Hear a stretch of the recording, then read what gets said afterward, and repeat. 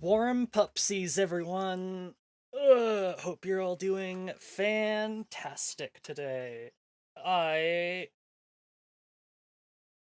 forgot what we were doing. That's right, it was Shadowrun Returns. I lied, I didn't forget what we were doing. I forgot what I needed to do next, though. And what we needed to do next was get that poll going. Alright, we got 5 characters. Time to make some stuff. Manageable.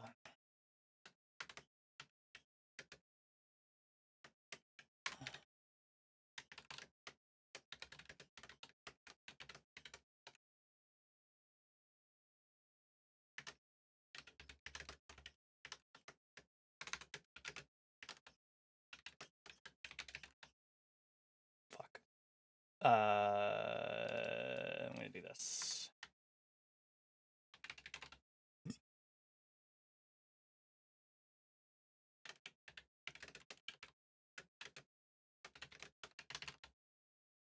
Alright, we're going through them. We're doing the thing.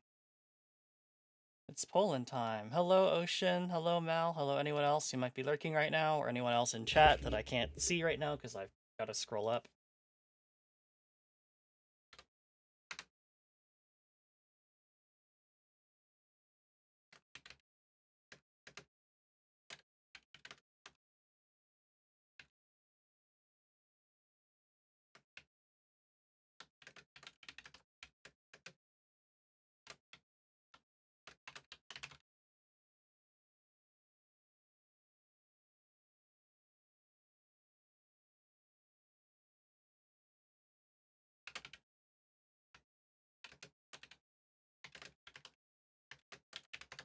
And done. Do I allow additional votes? Yes. But I'm going to make them expensive. Because you can bribe me, but it's going to cost you. Actually, you know what? No. Well, you know what? Yeah. People who have been watching me for millions of years, I'll let you do that. All right, you have 5 minutes to vote. Here we go. Real money for votes. Real money. I can vote on my own poll. That seems a little weird. Hi, Corey. Good to see you. I can be bribed. I actually can't be bribed. That's not how that works.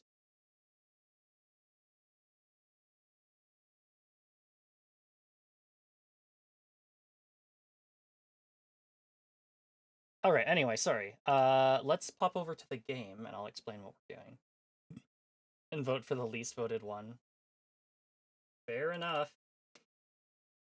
Chaos. Bunny wants chaos. So you have 131.2 thousand points. Oh my god. Anyway, I'll get into the character creation here. You have 160.7 thousand. Oh my god. Anyway, the campaign in Shadowrun Returns, the one that comes bundled with the game, it also has a campaign creator, is called Dead Man's Switch. I forgot to unmute the game. That was kind of silly. In the urban sprawl of the Seattle Metroplex, the search for a mysterious killer set you on a trail that leads from the darkest slums to the city's most powerful megacore. You will need to tread carefully, enlist the aid of other runners, and master powerful forces of technology and magic in order to emerge from the shadows of Seattle unscathed. I haven't played any of the player-made campaigns, but I really should. We're gonna play on normal because I am a baby. Alright, so I'll quickly pop over here just to kind of explain while we vote.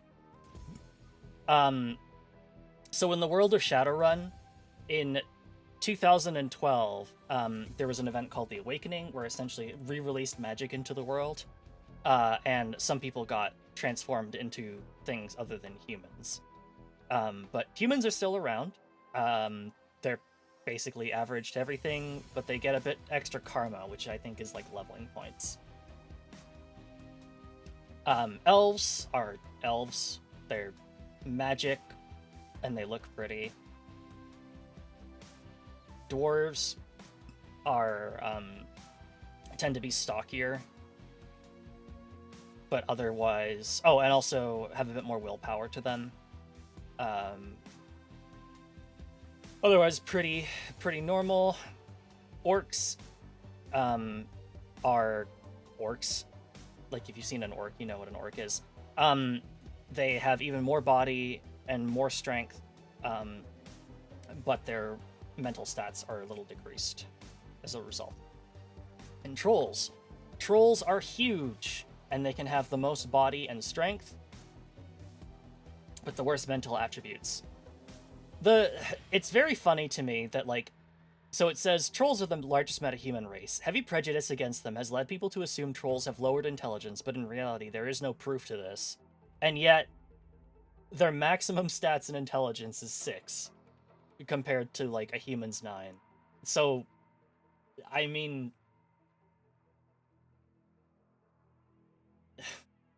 like, I think I know what they mean to be saying, but it's very funny when it's like, oh yeah, they're not actually any dumber, and it's like, so why can't they get any more? Why can't they get as many stats into intelligence as the other races? And it's like, don't worry about that. My SR Shadowrun campaign had a recurring NPC who was a dwarf guy who worked security, like Rent-A-Cop style. He sat in booth. Player learned was named Clarence. Security Clarence, working security for every building in Seattle. That's incredible. I like new systems that don't give stats like this. I agree. I'm glad that D&D at the very least moved away from like getting like racial bonus stats. Because it's a lot. But that's what we have here in Shadowrun. I did back Hong Kong, and I actually got like a little mini campaign that I've never played for Shadowrun, because I think I never bothered to like actually ask people to join it. I should do that sometime. I don't know if I'll do that on stream, but I should do that sometime. The poll is almost over. Get your last votes in, because it looks like we have a clear winner. All right.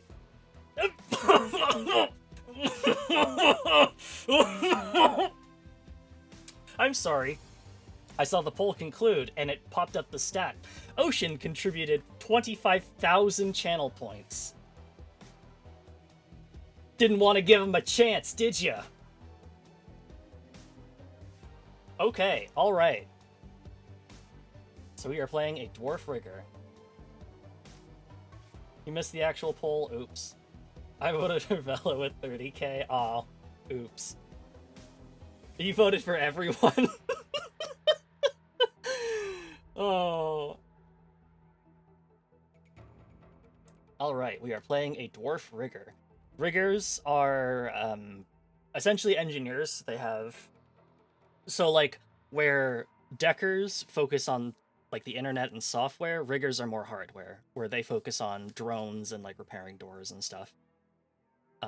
So Riggers are pretty cool. Let's see what we've got for,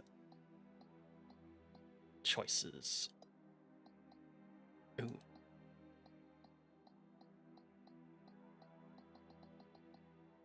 Yeah. Can I? Oh. Oh, okay. Hairstyle.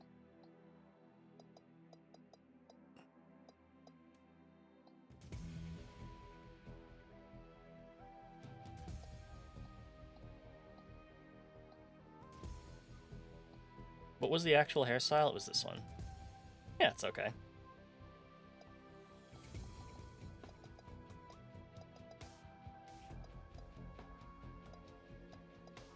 There.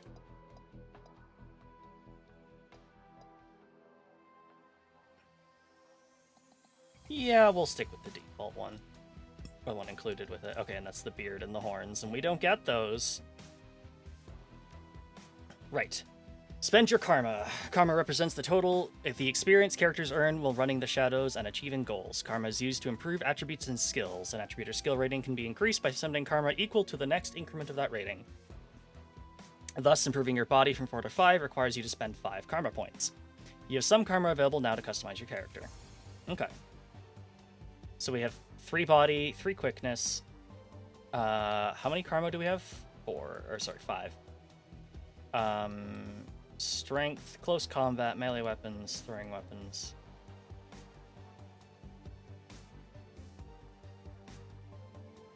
So, oh well, we need drone control.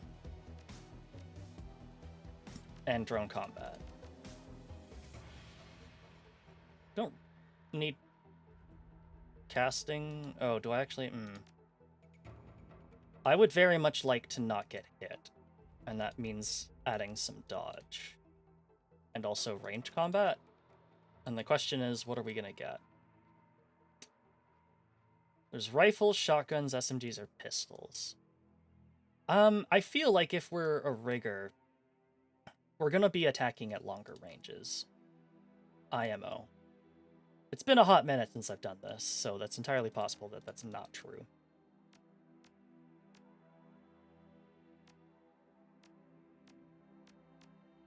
Did you play through this campaign already? I have, but I'm fairly certain the only time that I played through it was close to when it released, which was in 2013, so 12 years ago.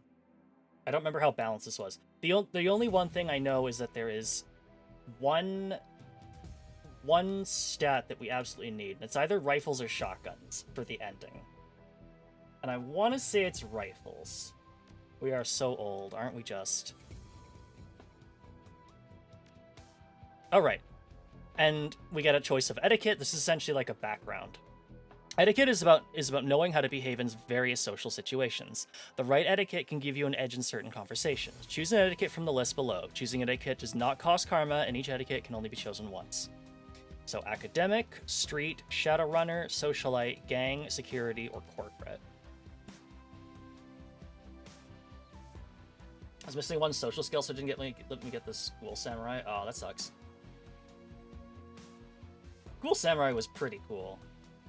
I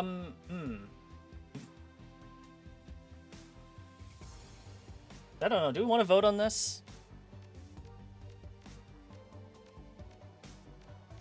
We could vote on this. I don't really know.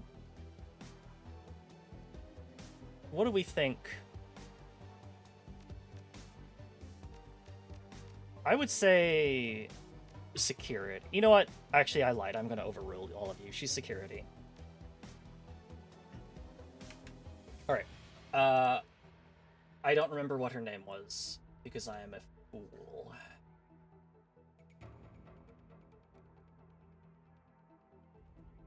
Her name was Kara Saltus.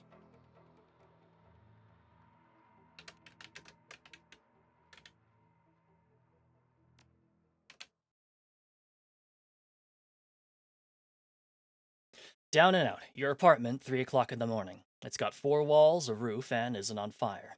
Even the cockroaches have fled in search of better accommodations. Not exactly a runner's dream pad, but right now it's about all you have left. Running the shadows is all about feast or famine. One day you're Nova Hot, working jobs that'll let you eat at 5-star restaurants. The next, well, you're here. This one's a famine for the ages. Slagging Fixer hasn't called. The money's run out and then some. Sinless and free to starve in the cracks of a society run by megacorps who just want your new yen. Something needs to change soon.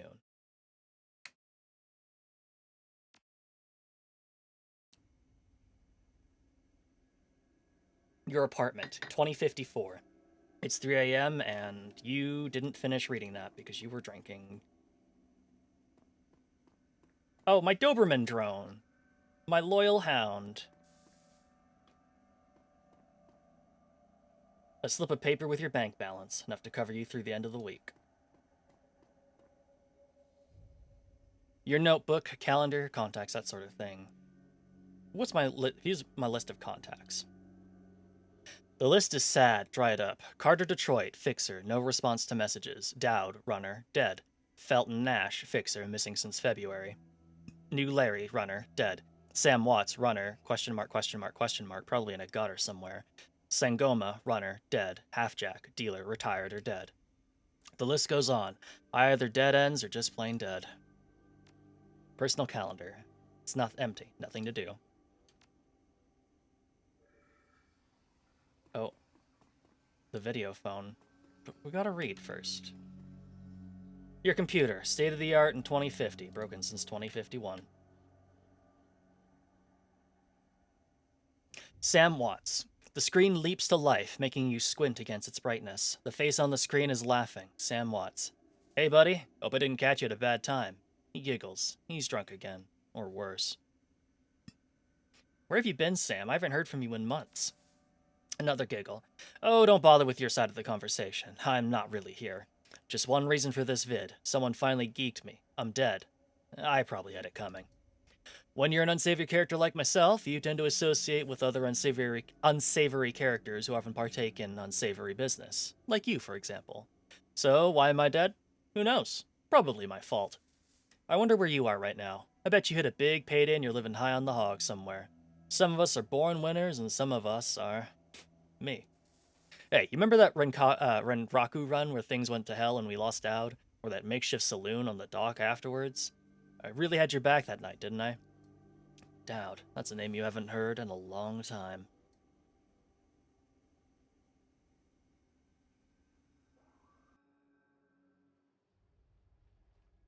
"3 years ago, a makeshift bar on Seattle docks, the night Dowd went down.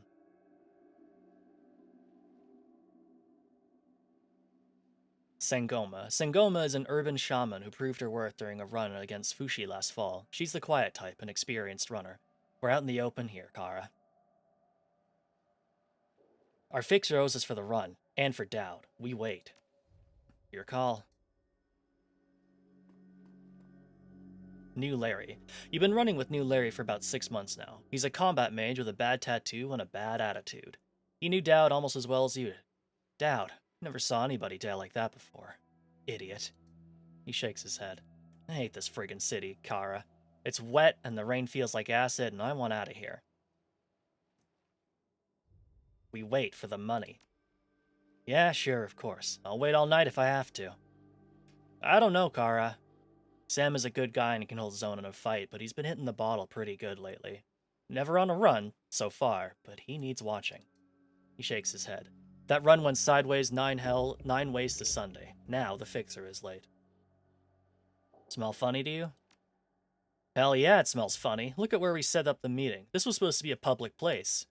Cut the dreck, Sam. We both know why Dowd went down, and it wasn't the fixer or some other paranoid chip dream of yours. Sam smiles a toothy smile.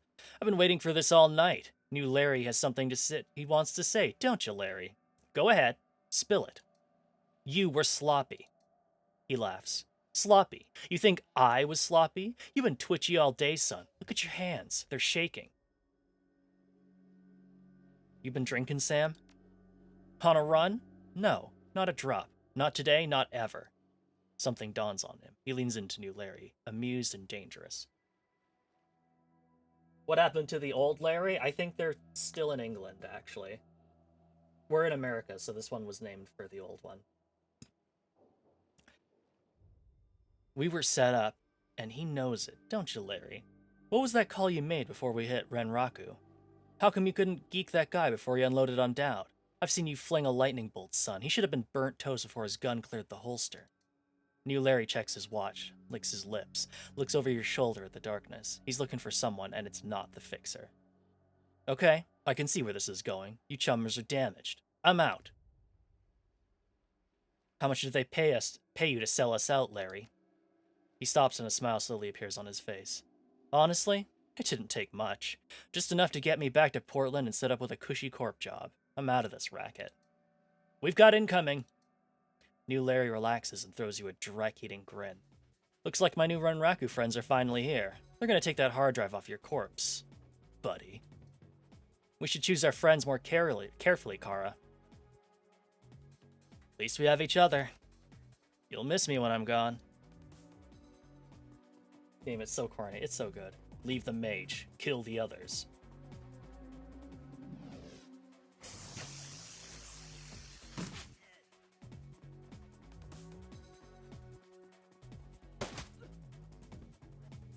Turn-based combat. Each character on your team is an action pool. Spend these action points on movement, attacks, or use spells and items. Once your team turns is complete, the enemy turn will move and attack. Doberman drone following master. Off the leash, buddy. There we go.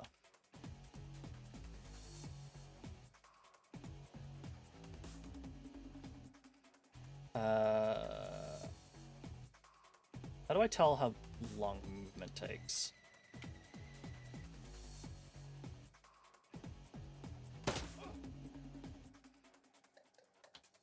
Oops. Okay, I'm injured, but I should be okay. Let's get into cover.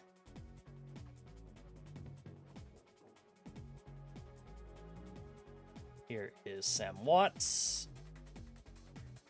Maybe I've just shot the mage. That's what I would have done if I was a corp manning this job. As long as you stay quiet, words you're burning, your run never gets out. You can keep doing it. Yeah, pretty much. Although these aren't, they didn't hire us for this job. So, like, Renraku just got,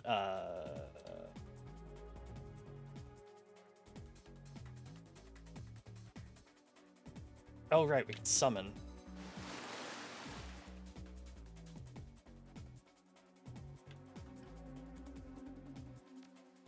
Oh, that's Banished Spirit.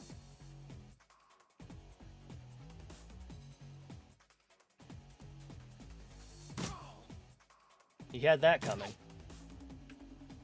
Old Lair would have never betrayed us like this. This is so true. We should never have given up on Old Larry.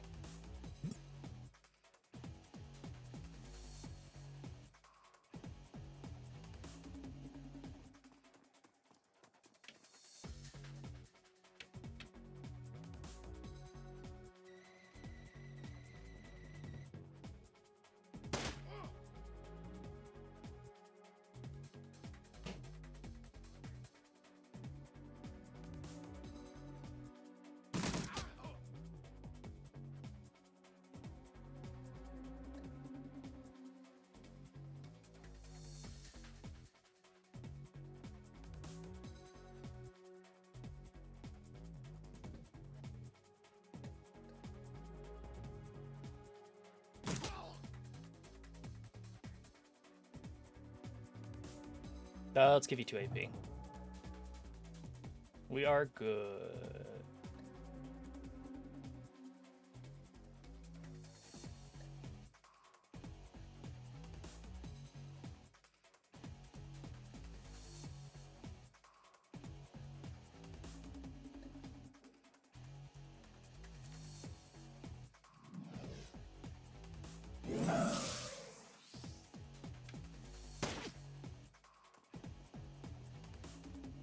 Uh-oh.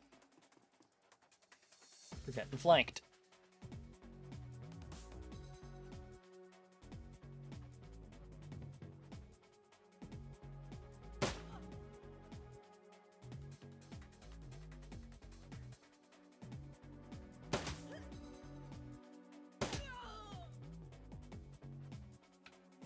Okay, Sam, I need you to move up. 88%. I like those odds. Let's get Kara into cover, I think. 14%? Sure, take that chance.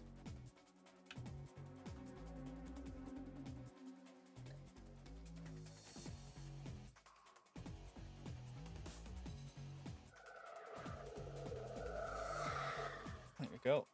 Plus dodge.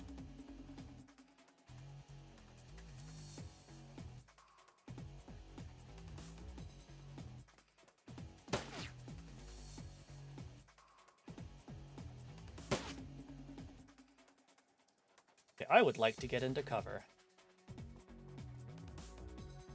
Alright, Doberman drone. Where are we going? Send you up this way. 67%? Not bad, not bad. Sam have any... Oh, he's got grenades. Get a fucking grenade in there. Yeah, we missed, but, haha. Oh my god, more of them? This is bad, they have a shaman.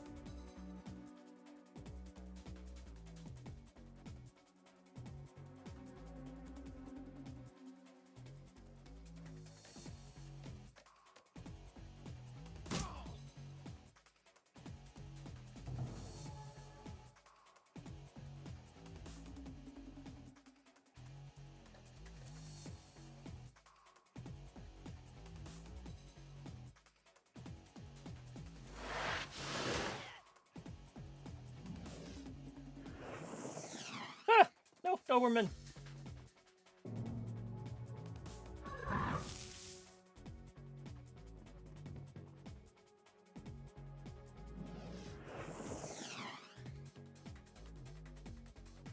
Okay.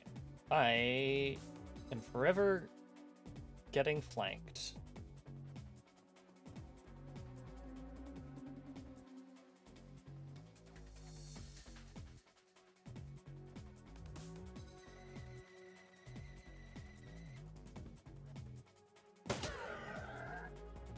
That's that.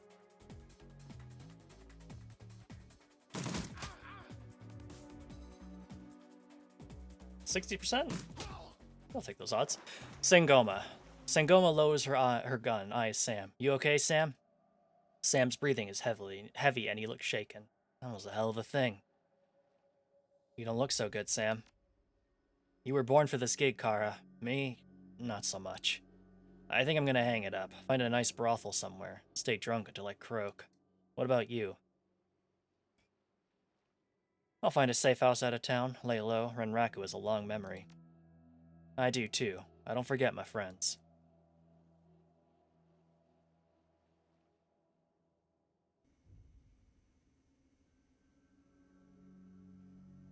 You stare at Sam's face on your comlink. Shake off the memory. Focus. I had your back that night, didn't I? Now I'm asking myself, who would care if I die? Who would give a rat's ass? Better or worse, your name is at the top of that list. Maybe it's the only name on that list. So I set up a dead man switch to send you this call. I got 100,000 new yen insurance policy, payable to payable when you find who creased me.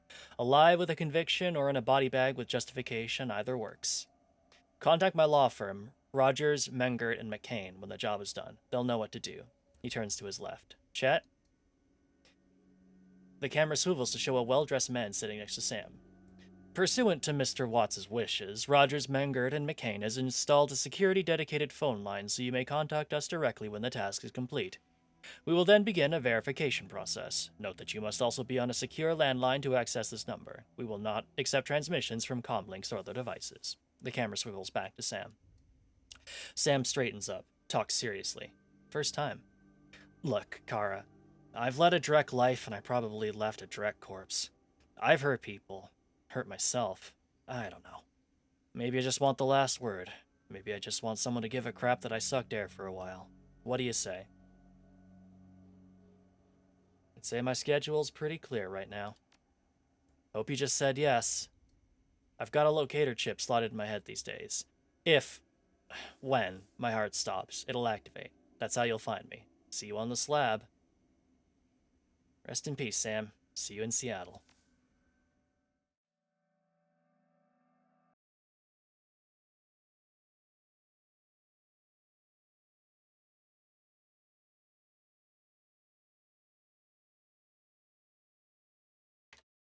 The Shadowrun games have. It's so specific. It's really good. Your plane hits the SeaTac tarmac with a... Oops. Go away, console. Go away. Oh, well, that's unfortunate. My key combination to mute my microphone is also how you enable the console. Sorry, anyway. Your plane hits the SeaTac tarmac with a jolt. Welcome to Seattle. The chilly northwest rain obscures your vision as you step onto the tarmac. Before long, you're sitting in the cramped backseat of a cab, following the signal from Sam's locator chip into the heart of the Redmond Barrens. Organ grinders, a legal chop shop for body parts, whether for the living or the dead, or whether from the living or the dead. If you're hurting bad enough for Nuya, this is the place to sell a limb or an organ. It's also a good place to dispose of an inconvenient body while making a little cash on the side. The franchise is the closest thing the Barrens has to a morgue. It seems this is where Sam Watts' body has ended up. You open the door and are assaulted by the smell of death and bleach.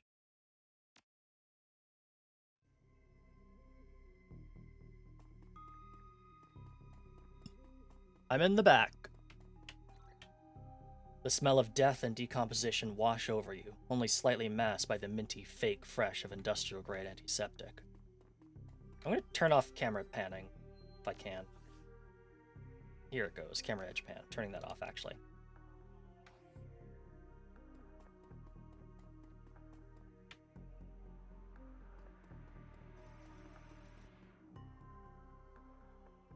Hovering over the recently departed is a small dwarf whistling a tune. His broad grin says, "I love my job," a little more than you'd want or expect from someone in the chop shop trade. As you approach, he looks up with a lopsided grin. There's something kindly in his eyes, though it might just be a stray reflection of chrome and surgical tools. "Sorry, didn't expect any visitors at this hour, and some asshole at corporate took my receptionist. What can I do for you, ma'am? Are you the coroner?" "I'm John Dresden, the organ grinder's branch manager here. So, yeah, that makes me this franchise area's coroner too. And you are?" "Kara Saltis. I represent a man named Sam Watts, and I'm here to look into his murder." He frowns. "Interesting. A dead man makes for a strange client. But what makes you think he's here?" "Sam had a locator chip embedded in his skull. I followed it here." "I see. Well, you're right, he's here. Not too many people know about the murder yet, though. Press haven't caught wind of it yet, with it being all the way out here in the Barrens.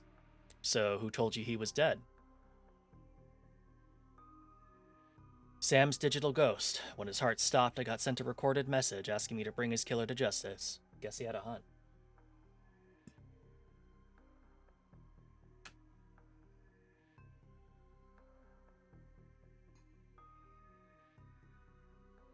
Pick grab meant to be the slums at random. I don't know. Maybe it's like Pacifica in Shadowrun, or not in Shadowrun, in Cyberpunk, where some thing to do with the awakening forced out all the rich people, or maybe not. Maybe they just get pulled out of a hat. The dwarf raises his eyebrows, a smile wiping the suspicion from his face. "A dead man's switch, huh? Fascinating. I was working on him earlier. He's over here." "Hi, farmyard."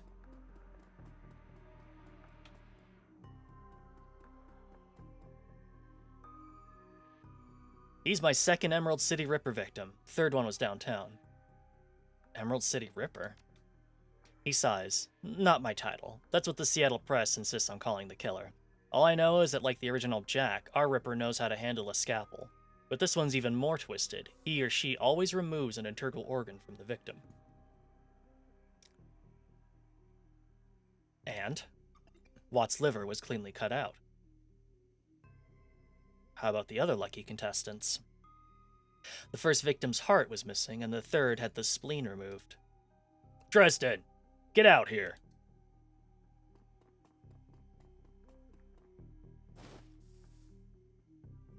"I'm here about Sam Watts. Can I..." Sam's body is half covered by a sterile surgical sheet, his face an ashen white, for the first time without a smirk on it. Below the chest, there's a small pencil-thin incision covered in dried blood. Beyond that, the corpse is immaculate. It would seem that the killer knew exactly what they wanted from him, and took it. Next to Sam are several plastic envelopes containing the evidence found on his body. You can examine evidence through the bag without spoiling it. Handwritten note. You can see only part of the note, given the torn-off bits and bloodstain. "Sam, I feel terrible that we have been long to say I'm sore. See you there. Love, Jessica." A business card. Moving things around, you can make out that it's a card from a place called the Seamstresses Union. There's something handwritten on the back, but blood has made it illegible. The cred stick. It's a standard cheap unsecured cred stick. No way of knowing what's on it without slotting it. With the purple shirt.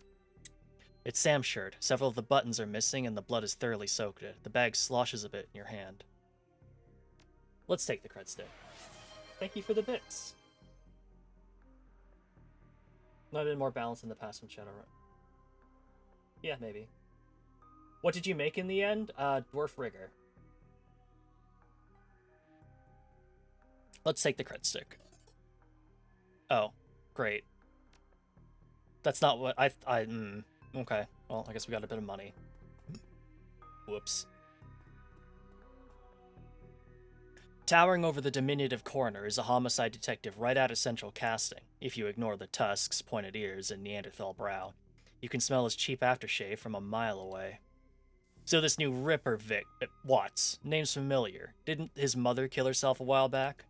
The coroner frowns. So you insisted at the time. He chortles. Come on, she offed herself. I had it on very good authority. Now let's go, Dresden. Give me something to work with here. This Ripper case is my ticket to a lieutenant's badge. I've already posted everything I know. The killer stuns the target with a combination of drugs and magic, then removes a single integral organ while they're still alive. The perpetrator is most likely right-handed with a slim hand that knows its way around a scalpel, has a decent understanding of human and metahuman anatomy too.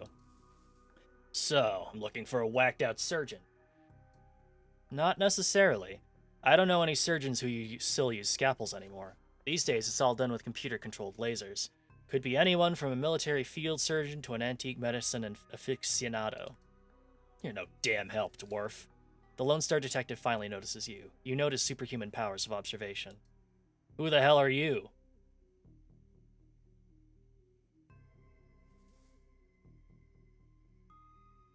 I'm new in town. You the welcoming committee? If you're new in town, then let me be the first to tell you that I run the show. If you get in my way, you'll end up back here on a slab. He looks back at the dwarf. Dresden, get me more. I am putting someone in a cell or a box this week and claiming my promotion. Bye. Dresden looks amused. Do you always make friends that easily? I'm great at dinner parties too. He cocks his head to one side. Be straight with me. You really gonna work for the dead man? Sam was there when I needed him. I'm gonna return the favor. Fascinating again. Detective McCluskey isn't interested in anything but Detective McCluskey. He'd convict his own mother if it meant another 10 new yen a week in his paycheck. Plus, he's on the take. Dresden pauses, considering. You have honor, after a fashion. I try to honor the dead in my work, so we have that in common. What can I do to help you?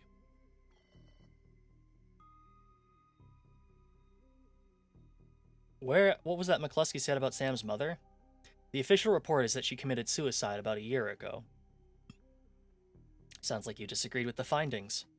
My name's on the report, but my actual findings left some doubts. I can't say it wasn't suicide, but there were unusual bruises on her upper arms, and she didn't use her dominant hand to pull the trigger. I was told to drop it, so I dropped it. On the take, who's paying to hold his leash? I don't know, but someone with some major pull has been looking out for McCluskey's career, and wallet. What are organs worth these days? A whole healthy body can be worth a bunch of new yen, but individual organs? Not worth as much anymore, with all the synth and cyber stuff on the market these days. Organ Grinders only deals in the recently deceased. There's plenty of other chop shops that aren't as picky, though, and they don't care where the bodies came from either. They get paid to hold leashes? I mean, sometimes. Someone has to. Who still uses scalpels? Doctors still learn how to use them in their first year of medical school, as do coroners, but neither profession uses them much anymore. It's possible some of the slimier chop shops still use scalpels, I suppose, but I wouldn't know where to look. Have you heard of the Seamstresses Union? It's a nearby club in the Barrens that attracts lowlifes. You'd probably like it. Thanks. Me, I'm not really the going out type. Always too much to be done around here. Plus, the dead are just easier to get along with. I just need to know one more thing. Where was Sam killed? Dresden looks up at you intently for a moment before speaking. You know, I might be able to do you one better. Why don't you poke around those body lockers in the back and see if you find anything useful? Okay then, I'll go do that.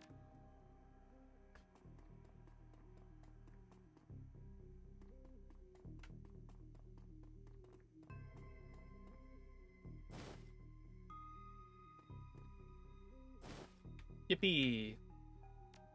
Basic trauma kit, which I think is the thing that lets us revive. Yep. Revive people. Do we have guns? No.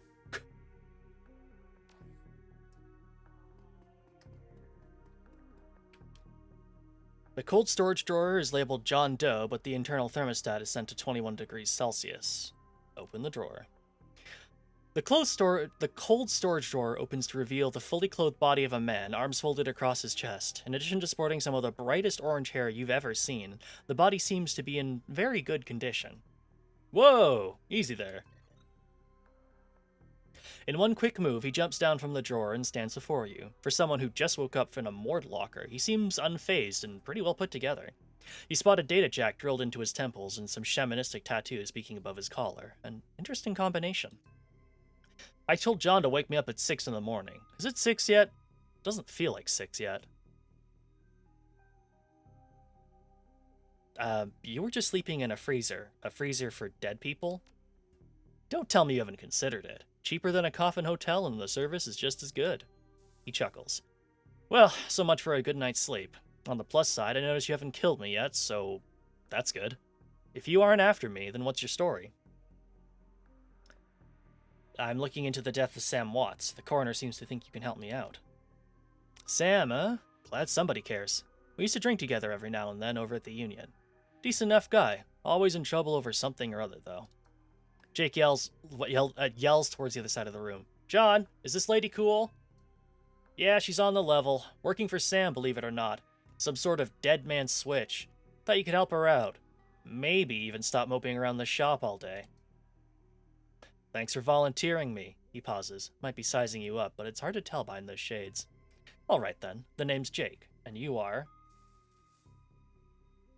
Call me Kara. Saltus. Nice to meet you. Well, it seems like you're taking a dive into the deep end here. John's right, I might be able to help you out. I was with Sam the other night, the night of the murder. Poor guy. He was hanging at the Seamstress Union that night, tripped out and rowdy. I've been laying low there for a few days after a bad run. Mrs. Kubota asked me to throw Sam out, so I did. But out in the alley, some gangers got the jump on me. He winces. Damn, maybe I need some soy calf after all. John, could you grab me a cup? Get your own damn cup. My hands are dirty anyway. Now what's wrong with this intestine? You hear a loud squelching sound as Dresden continues his work. Thanks, John. You're a real pal. Anyway, there's this big fat court bounty on my head. Like I said, my last job didn't exactly go according to plan. Out in the alley, a few Halloweeners got the jump on us. Damn gangers thought they could turn a quick profit off of my head. Jake smiles, and you get the impression that didn't work out so well for the gangers. Sam stumbled off during the fight, though, and that's the last I saw of him, until he turned up here, dead on arrival. Reminds me of my last stay in this place. You've done this before? It's a long story. I ended up in the morgue more often than the average guy. For more information, play the SNES Shadowrun game. Hi, Fizz. We ended up voting for one of your suggestions. We're playing the Dwarven Rigger. Yeah, Jake here's a regular. Should have started a rewards card. Jake, a few more visits and you get a free night's stay. Jake laughs. I'll hold you to that, John. Anyway, they found Sam's body less than a block away from the Union, missing liver and all. Tell you what, you look like you can handle yourself in a fight. I could use some backup to settle the score with those Halloweeners out there. Their leader's got the whole gang searching the Barrens for me. I need to get rid of that asshole. In return, I'll take you to the place Sam was murdered. It's not safe to hit these streets alone at night. Trust me. Jake eyes you up and down. And maybe I'll throw in some decent supplies while we're at it. What do you say? I do a bit of street justice every now and then. Alright, Jake. Count me in. Great. I've been hiding out here ever since that run-in with those Halloweeners. Whiny bunch of gangers, but this stretch of the Barrens is their turf. Hell, I'm surprised you even made it to this morgue in one piece without packing some heat. He yells over his shoulder. Very funny, Jake. You can sleep in the dumpster tomorrow. So, you need a weapon? I like to keep my distance. Got a rifle? You don't like the library windows, do you? Never mind. Here's a rifle you can borrow. So, ready for an evening out on the town? Just a minute. Tell me some more about these gangers first. Well, they're one of the nastier gangs in town. Their symbol is a flaming jack-o'-lantern, but you wouldn't like their version of trick-or-treating very much. Around here, they're led by a troll named John Paul. He's got all the Halloweeners in the Barrens looking for me. We take him out, maybe I can breathe a little easier. If you're buying. Hey, I've already provided the party favors. We can leave whenever you're ready. I need to stretch, a drink, and then we'll go kill John Paul Jones.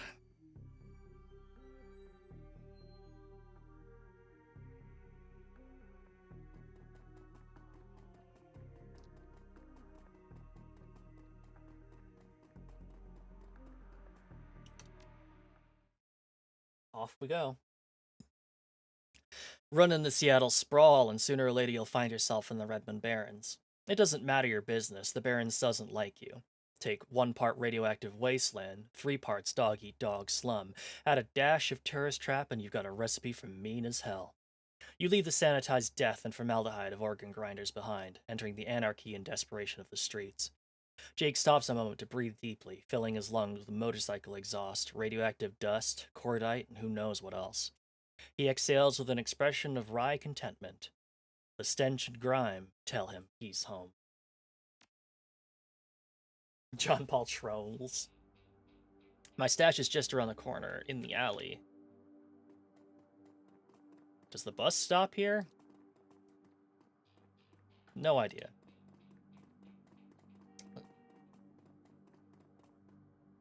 As you approach, the man sizes you up. You can see this the age-old fight or flight equation running behind his drug-clouded eyes. Beneath the track marks on his arm, you spot a set of tattoos that indicate he is, or at least once was, a shaman. Hey man, you okay? Yes, no, yes, no, I saw something. It's going to kill me. Calm down, I'm Kara. What's your name? My name is Vlad. Vlad, those are some nice tattoos. You a shaman? The word shaman strikes a chord. He seems to shake off some of the mental cobwebs. Yes, I am a shaman. I thought so. Vlad, what did you see? See, yes, I saw something. The other night I saw a spirit so dark, so alien that... Vlad trails off and shudders. Where did you see this spirit? Just across the street from the Seamstress Union.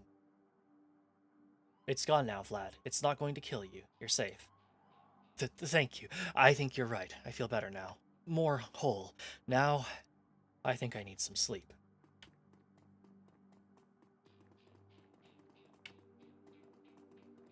Looking for a date? Dwarves are my favorite. My.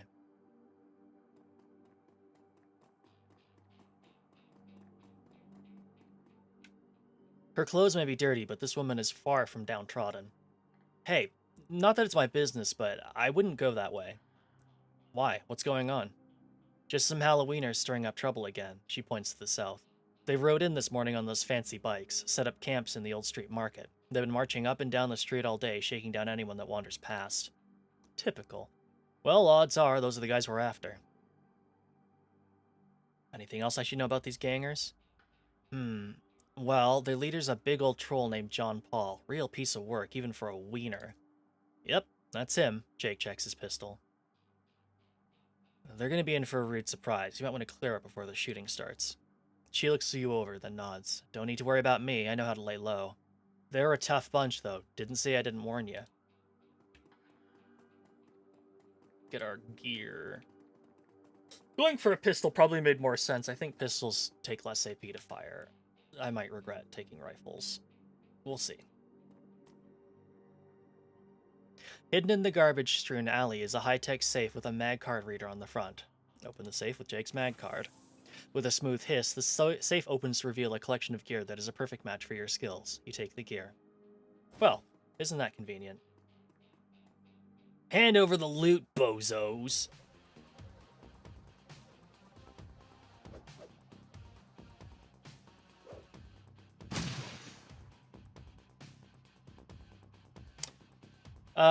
Jake, can you assist?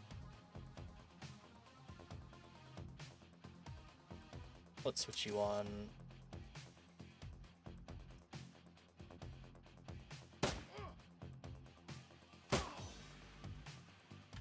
and I am going to get into cover.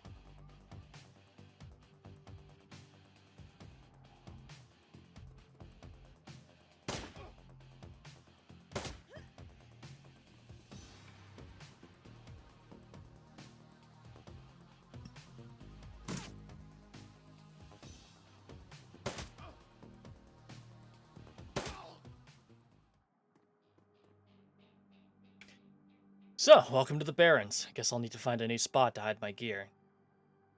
Good dead drops are so hard to keep.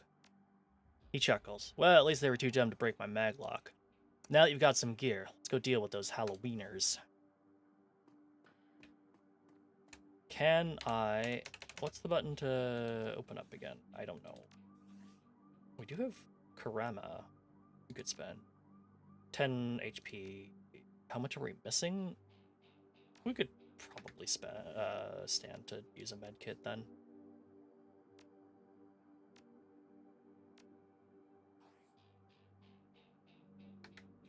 No, it is just escape. Karama.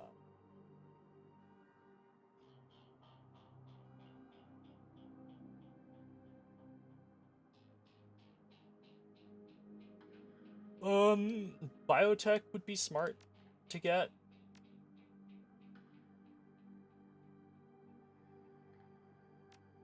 Or I can give accuracy. Let's get a point of biotech.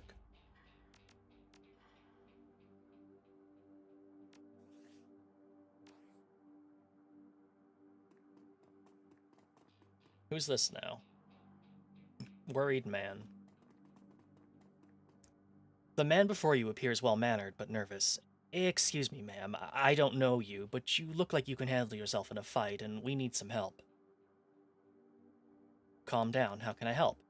Thank you. Some thugs are taking down the local market we've got here. It's been getting worse lately. I don't think we can afford to pay them forever, but no one will stand up to them, and Lone Star is about to get involved. How many of them are there, and how much are you paying? I think there's only about 2 of them right now. I can't talk about price, but Mrs. James will surely reward you fairly. Well, my current client is pretty patient. Where are they? Oh, thank you. Just keep heading north. You'll see it at the end of the street.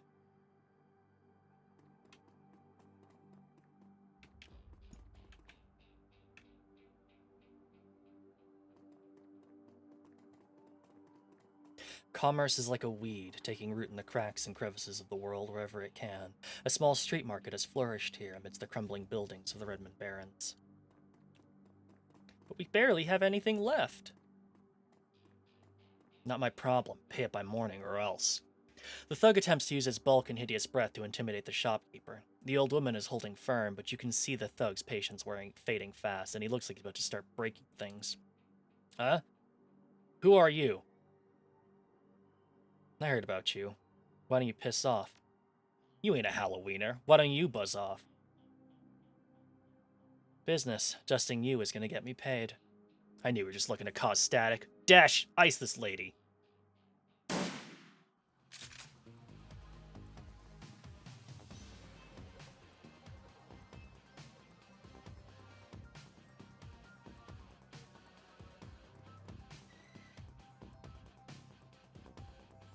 Go, go, Doberman!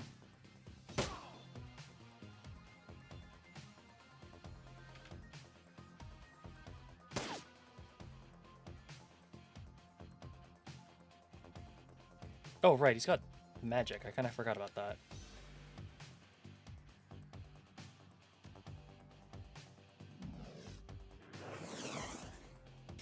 Missed on a 94. You love to see it.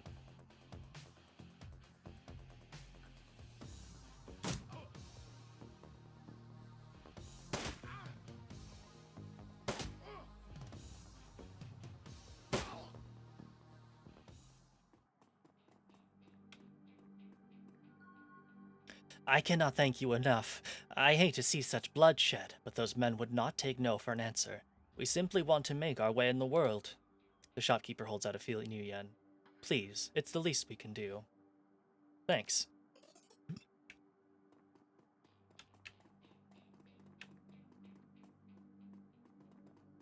What is this, XCOM? It's it certainly is. Especially considering the fact that he got to just attack. Watch out for those gangers. That's the plan. Halloweener Sentry. Hey, asswipes, take another step forward and we are gonna plant you right there. This is Halloweener property now. This is one of the two that got away. If I hadn't messed my shot, these idiots would have given up and moved on by now. Wait a minute. You're rolling with Jake? Bad idea, chummer. The Halloweeners are collecting that bounty. Killing you? Well, that'll be a nice bonus.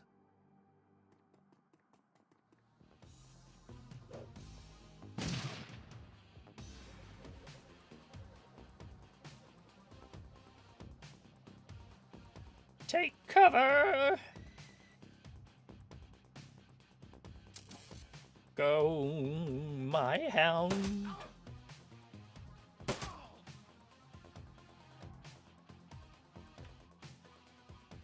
That is not cover. Okay. Is there, like, anything on here that could be cover? No.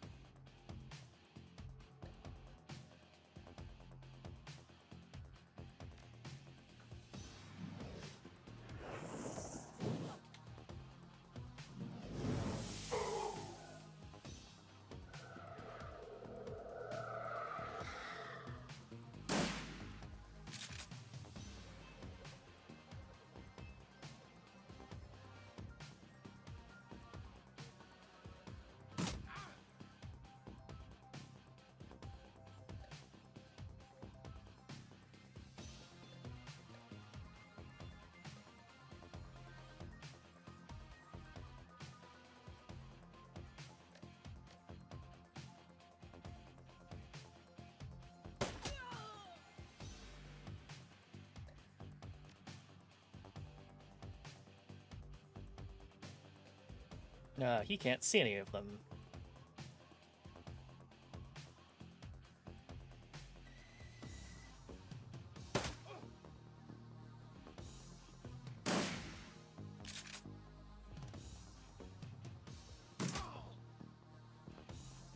You're dead, Jake. Dead.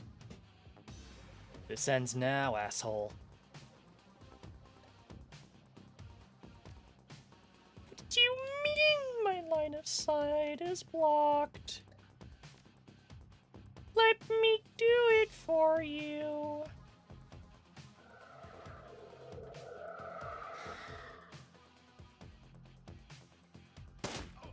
You really is the wieners, huh? I know, it's so funny.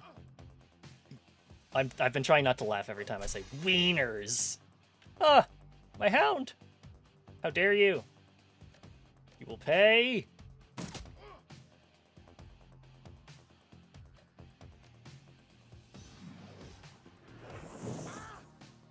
Whoa, Uncle, I was just playing with you. I'll call off the rest of the Halloweeners, Jake. Call it even, yeah? What do you think, Jake? He smirks. Hey, I'm already at shoot-on-sight status with these guys. Killing John Paul means one less wiener to shoot me in the back while I'm buying smokes. Hell, maybe they'll be doing the same to you as soon as there's a profit in it.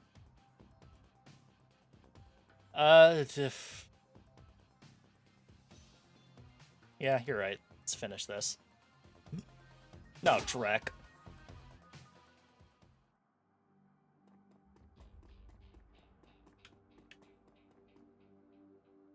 No more shots in the back by the wieners. Looks like wiener is us. We're the winner. The wiener.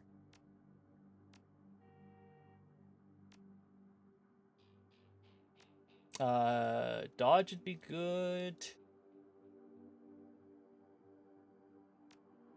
Could get biotech.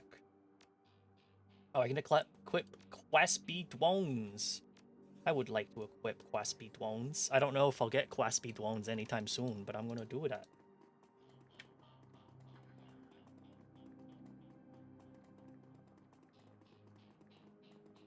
I'm glad you like listening to me play games and make my silly noises, because you do that a lot. It'd be a little weird, honestly, if you didn't. Dan the Donut Man. Like hanging out and listening? I'm glad. The smell of fried food, powdered sugar, and slightly burned soy calf is almost enough to overpower the dusty sewage stench of Redmond streets. The troll working the stand is covered in food stains older than he is. What can I get you, chummer? I'll get a jelly donut and a soy calf. Enjoy. Did you see the murder in the alley across the way? Nope. I was closed when it happened. But hey, it's the Barrens. A back alley killing's nothing new around here. The only reason the cops making a big deal about this Ripper business is some of the victims are real people. You know, folks with sins. What can you tell me about the Barrens? The Barrens? Hell, if you have to ask, you probably shouldn't be out here. This stretch we're on is called Touristville, though, and I suppose it's the closest thing around here to respectable. Fewer muggings, and you might even survive drinking the water if you're lucky. Wouldn't recommend it, though. He scratches his armpit. Now, behind me, that's the Seamstress Union. You want drinks, drugs, favors, or information around here, the Union's your spot. Hell, that place is the reason I'm in business. Folks get the munchies when they party. Mrs. Coupeau owns the joint, and she's quality. A hard woman, but fair. I'll see you around. About Bobby. I love these jelly donuts. Hey, chummer, got some tasty morsels for you. Just what every well-dressed Shadowrunner should have in her back pocket. Let me see what you have. Ah, drugs. I don't know that any of those drugs would be particularly good for us.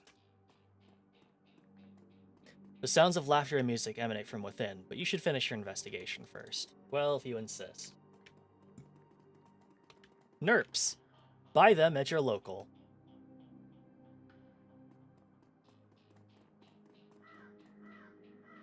The dwarf merchant is packing up her stand for the night. I'm closed. Come back tomorrow.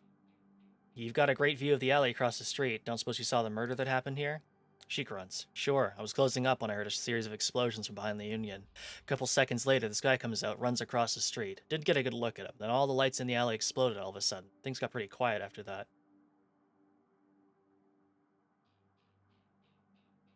Thank you for your time. Uh-huh, no problem.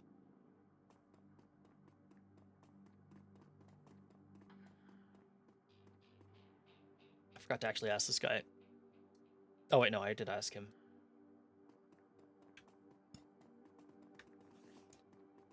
Where's my items again? Because, like, I have just, like, a general, like... Oh, mission items. There we go. Soy Captain Donut. There's no description for it. I love... I will say, I've always thought this, ever since I first saw it, but it's very funny to me that, like, one of the reasons that you know that Shadowrun is a dystopia is because all of the coffee has been replaced with soy. Just... Oh... The talk about soy food. It's just unbelievably funny.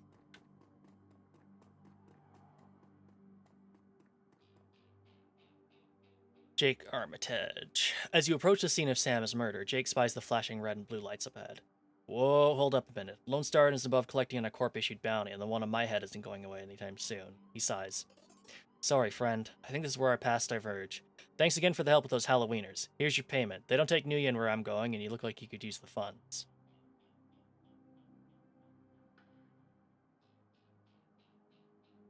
Likewise, Jake. Give me a call when you're in the clear. Yeah, sure. He starts to leave, then tilts his head back. Hey, one more thing. When you're done checking out your pal's crime scene, check it, pop into the Seamstress's Union. It's just down the street. You need gear, information, or just a damn stiff drink. That's the place to be. Best dive this side of Chicago. I used that place as a base of operation for years back in the day. Make the right friends there, and I'm sure you'll get to the bottom of this Ripper business. Well, nice knowing to you. Jake turns and disappears into the shadowy depths of the Redmond Barrens. Bye, Jake. Number 1 or 2 American export crop, and Shadowrun climate change absolutely fuck coffee bean production. No, I know, like, it's just the way that, like, even back in the 80s when this was written, there's just a whole thing about, like, everything's gonna be made of soybeans in the future.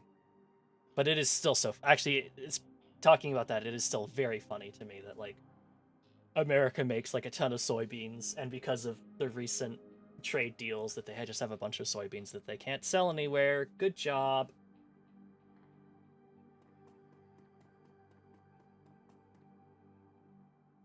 The bright yellow police tape cuts through the darkness, directing your eyes to the white chalk outline and dark red stain marking the slab of pavement where Sam Watts died. Standing at the entrance to the alley is a Lone Star officer. The cop looks cold, hungry, and irritated at the homeless man who's currently pestering him. I keep telling you, I need to get my stuff from the alley or I'm gonna die in the cold tonight. The officer sighs. And I've been trying to explain to you that this is an official Lone Star investigation and I can't let anyone in here. Hey, I got rights. Look, you sinless garbage. I've got a job to do. Find a new blanket or I'll find a reason to use my stun baton. Typical. I hate all you pigs. He looks in your direction. Now what? There you go. Long night, huh? You look cold, so I picked up a donut and some soy calf for you. Hey, thanks. The officer's face lights up as he takes a sip. He seems pretty trusting for an officer of the law. You know, when my dad was a cop, this was back when cops actually worked for the government, he said folks would buy him coffee all the time, but I ain't seen it till now. So, what can I do you for?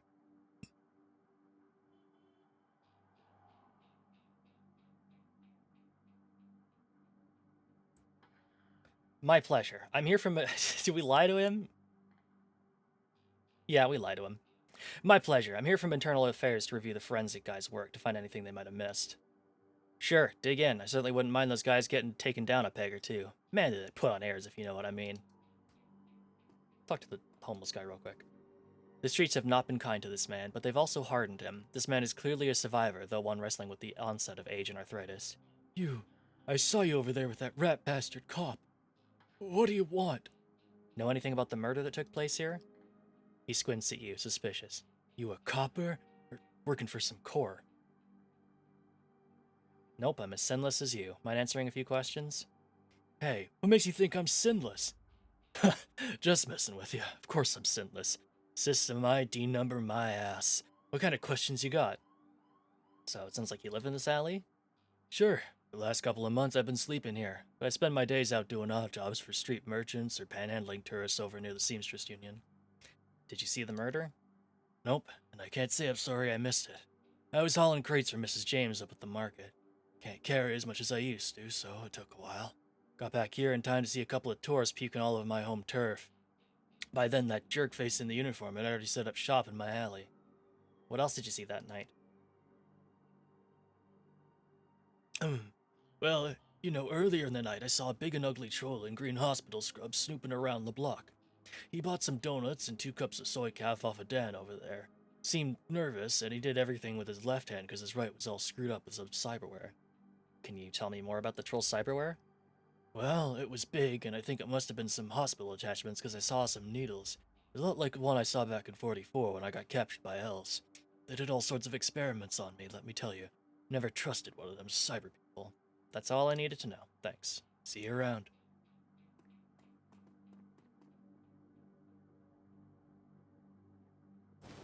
Amidst the shards of glass from the broken lights, you find a small piece of glass which looks to be the bottom of a test tube.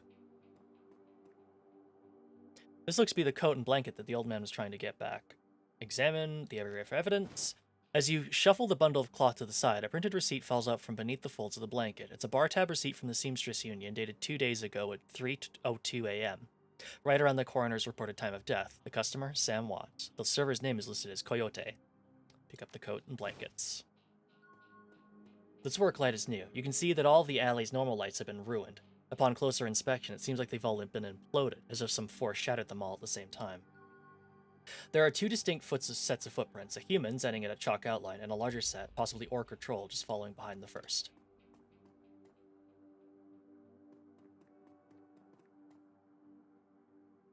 Hey there, youngin'. I think this coat and these blankets belong to you. Give him the coat and blankets. My stuff! Mighty decent of you. Don't see that kind of thing too often out here.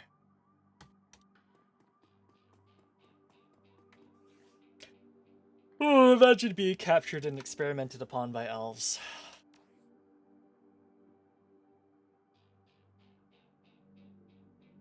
Accuracy... Yes. Could get charisma. Although, like, I don't really want... I don't really need any of the, like, spirit summoning or conjuring stuff. I would just be getting charisma for dialogue stuff.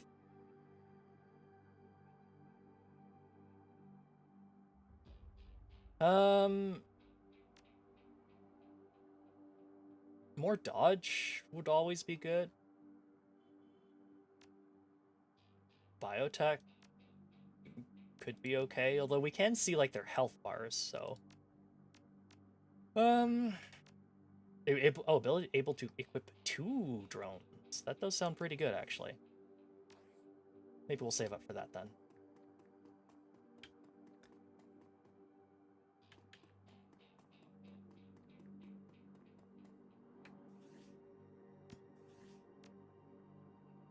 Create new save.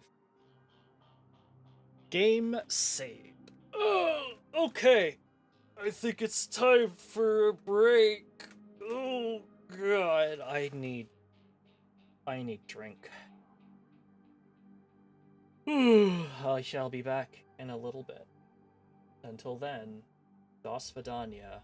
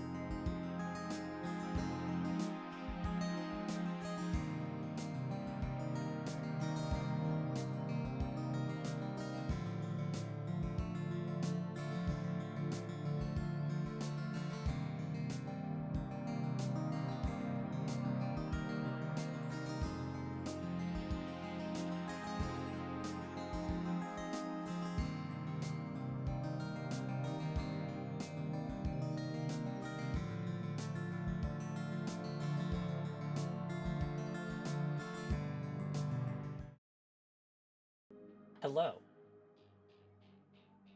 Let us enter the Seamstresses Union. You are about to leave the Barrens and enter the Seamstresses Union. Are you ready to proceed?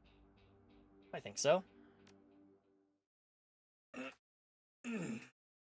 Thank you, Fizz.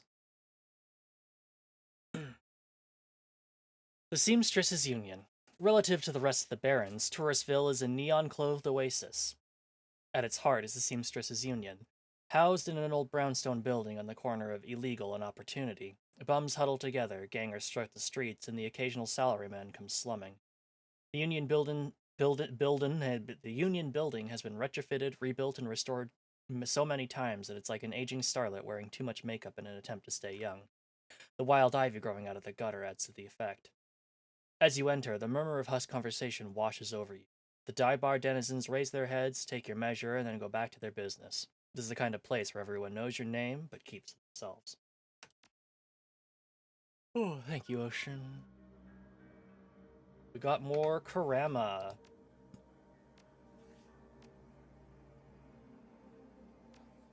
Which means that we can equip 2 drones at once.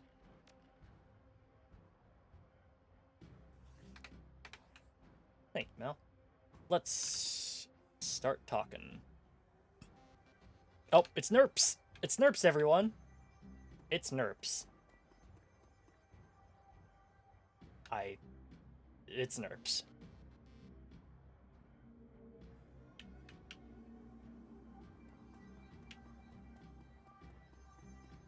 New exciting retail products, NERPs. Buy NERPs today. Hello, Mother. Hello, Pa. It's your cherry bomb. The bartender is a striking elf sporting a perfectly toned body, perfectly pouty lips, and perfectly tapered ears. Her eyes harmonize save me and take me in equal measure, heading just the right notes for maximum extraction of tips. She gets on her toes to look over the bar at you and smiles big. Hey down there, haven't seen you before. What can I get you? Something dirty in a clean glass. Ooh, a hard case. I like that. Okay, hard case, I'll get you something stiff. She starts to turn away when a man with the face of a survivor and the zeal of a convert tugs at her arm. Hard. It's clear the two have a history. They try to keep their voices low, but the intensity of their conversation makes them easy to overhear. Cherry, you have to listen to me. If you stick around here, you could end up dead or worse. The Ripper is out there, and he's real. The last killing happened just down the block. And now Coyote's missing. They'll probably find her tomorrow in a dumpster without her head. Come on, Cherry Bomb, think. I think plenty, Shane. I'm getting a PH frickin' D from UW in neuroprosthetics, studying under Oyamans.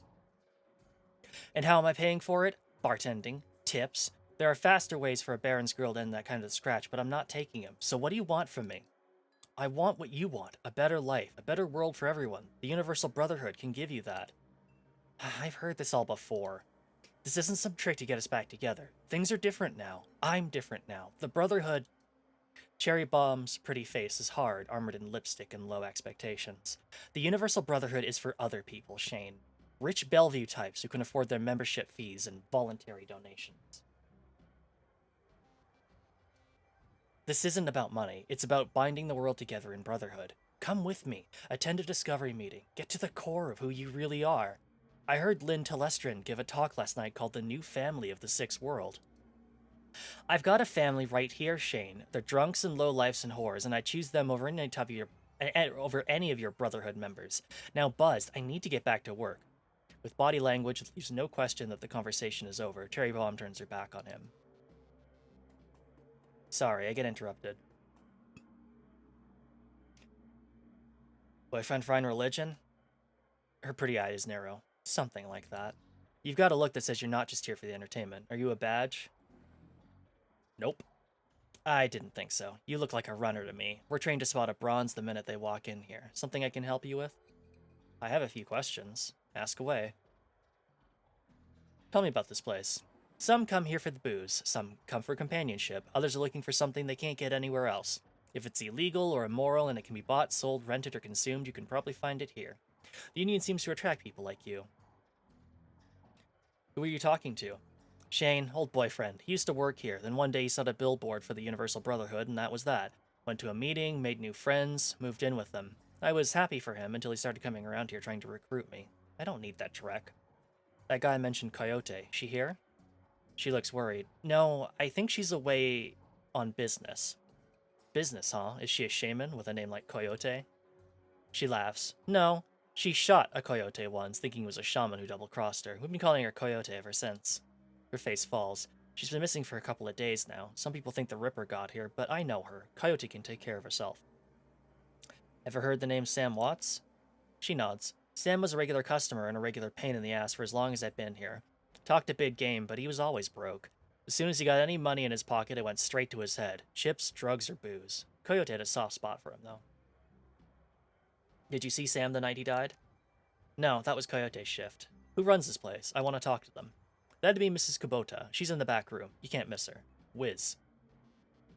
Sorry, no, thanks for the intel. I appreciate the help. Gutter punks have to stick together. Talk to you later. Never to get that drink. Eric Messerman. Hey, lady, I got some extra outfits I'm trying to unload. You want first dibs? I'll take a look. How much cash do I have? Oh, I got some money. Okay, so we can be a black hat. The tourist look. Secure ninja, dodge, or HP. Oh, alley punk is the stuff from the box art. I want the tourist look, but let's maybe look at the other equipment we have here. Like gin parks at the Wyvern Tooth. The Asian woman's expression reads open for business, but her demeanor reads dealer rather than a companion. She has a jack on her neck, a gun on her hip, and a chip on her shoulder. She eyes you with a sneer. You look like you could use some firepower. Something simple. I got guns so smart they practically fire themselves. You looking for tech? Got some of that too, if that's the way you roll. Show me what you got. Oh, I've got the AK. Okay, so we can buy grenades. Oh, we need drone repair kits.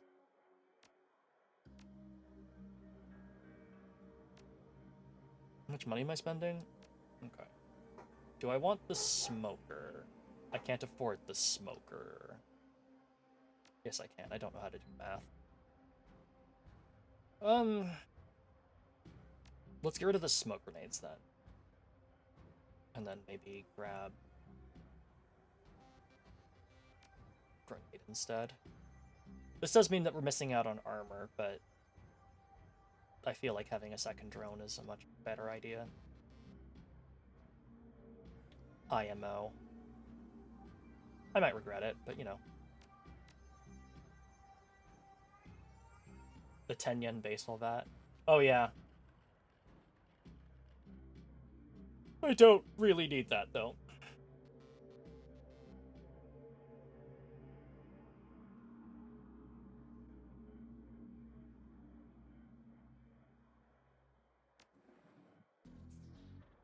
Oh, did my dumbass...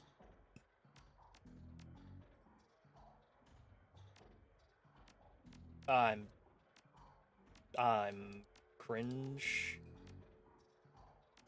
And ooh, I fucked up.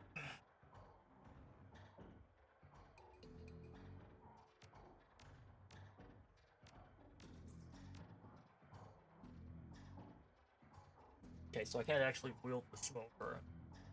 I thought holding two drones would allow me to... Fuck. Well, that was a waste.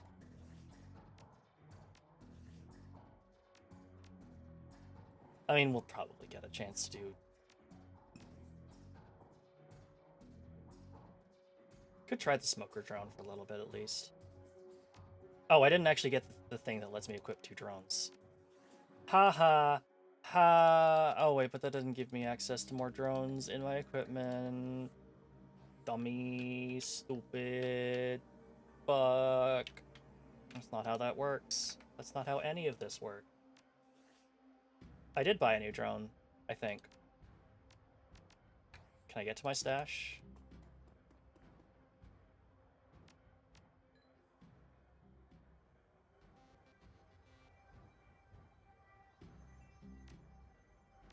Yeah, I did. There we go. I did buy the drone. Ugh.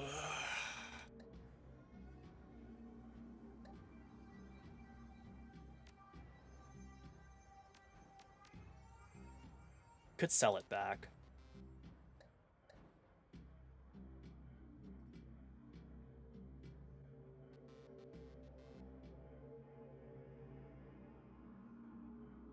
Yeah, you know what? I will sell it back for now. Go buy that armor.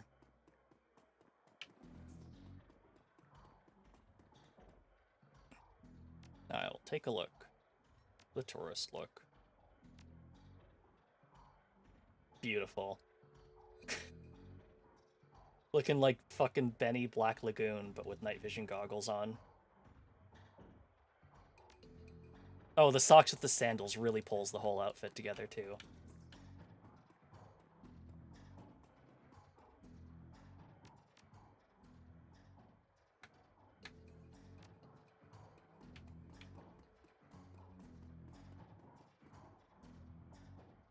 Posted at the door to the VIP section is a tower of a troll muscle wrapped in an impossibly tailored suit.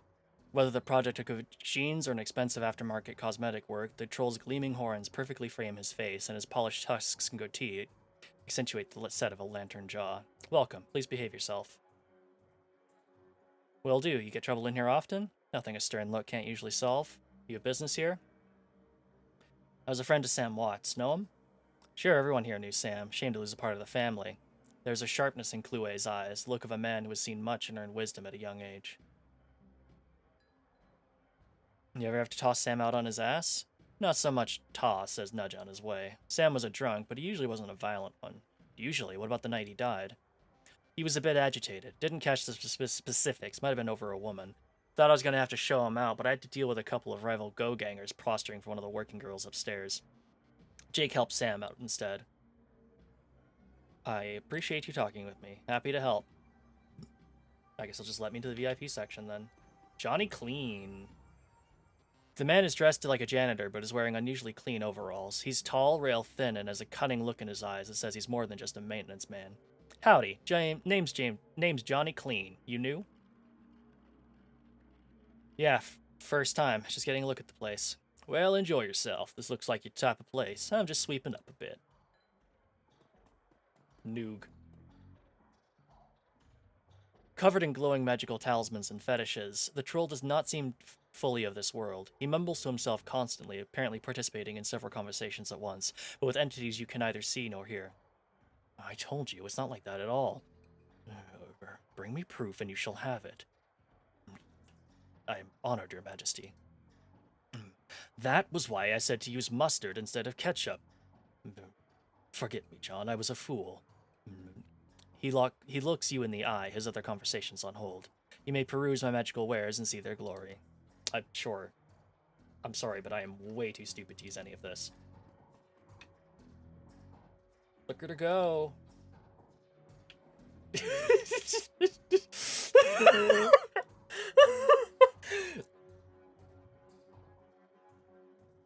Incredible. Pencil thin mustache, cigarette on one of those holders, and he is busting it down sexual style. But fuck, she's just so good she would give up man, which is such an insane thing to do. I love Revy so much. Revy is so cool.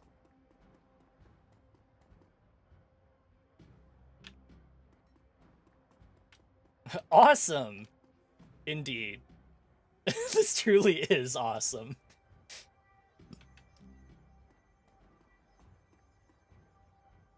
Mrs. Kubota watches you cross the room, sizing you up as you approach. As you get closer, you can see that she's of mixed race, African and Japanese. Her demeanor says, "This is my house, mess with it at your peril," but her eyes twinkle with a playful light when she speaks.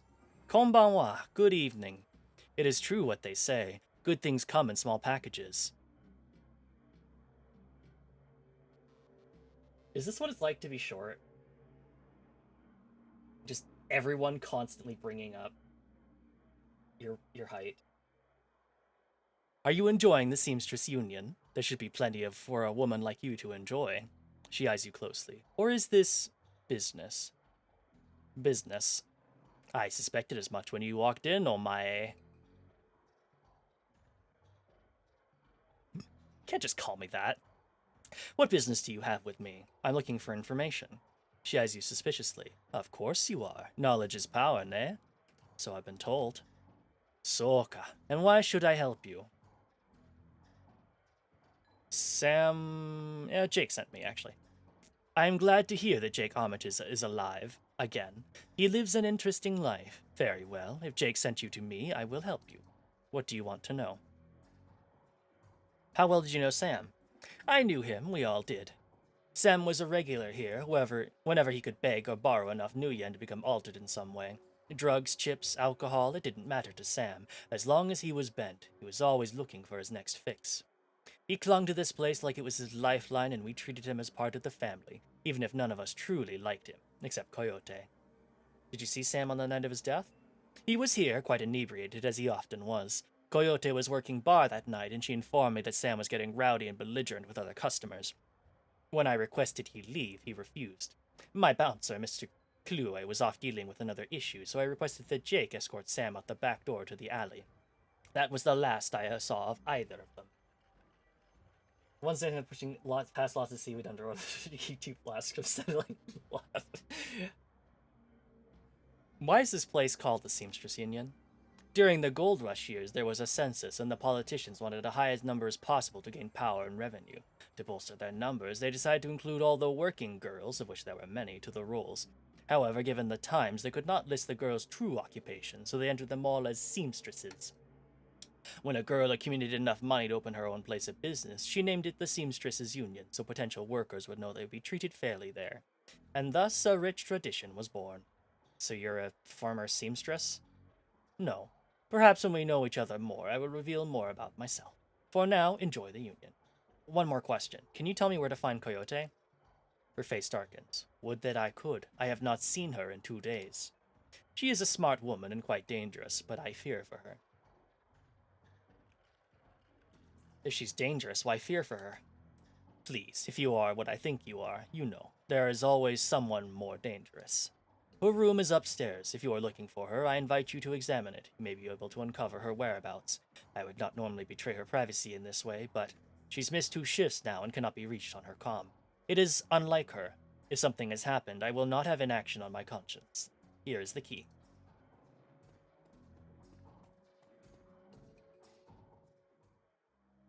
Chloe? Is it Chloe, but on the Wii? Chloe? I guess? What is this one? There's a mid-grade security panel attached to the nearby door. It's set to... Okay. Can't do nothing about that one. Knocked over plant. And... I think that's the washing machines, and that's not the washing machines, but, like... Damn.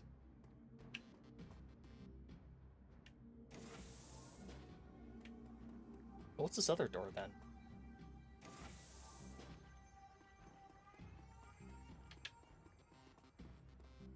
Okay.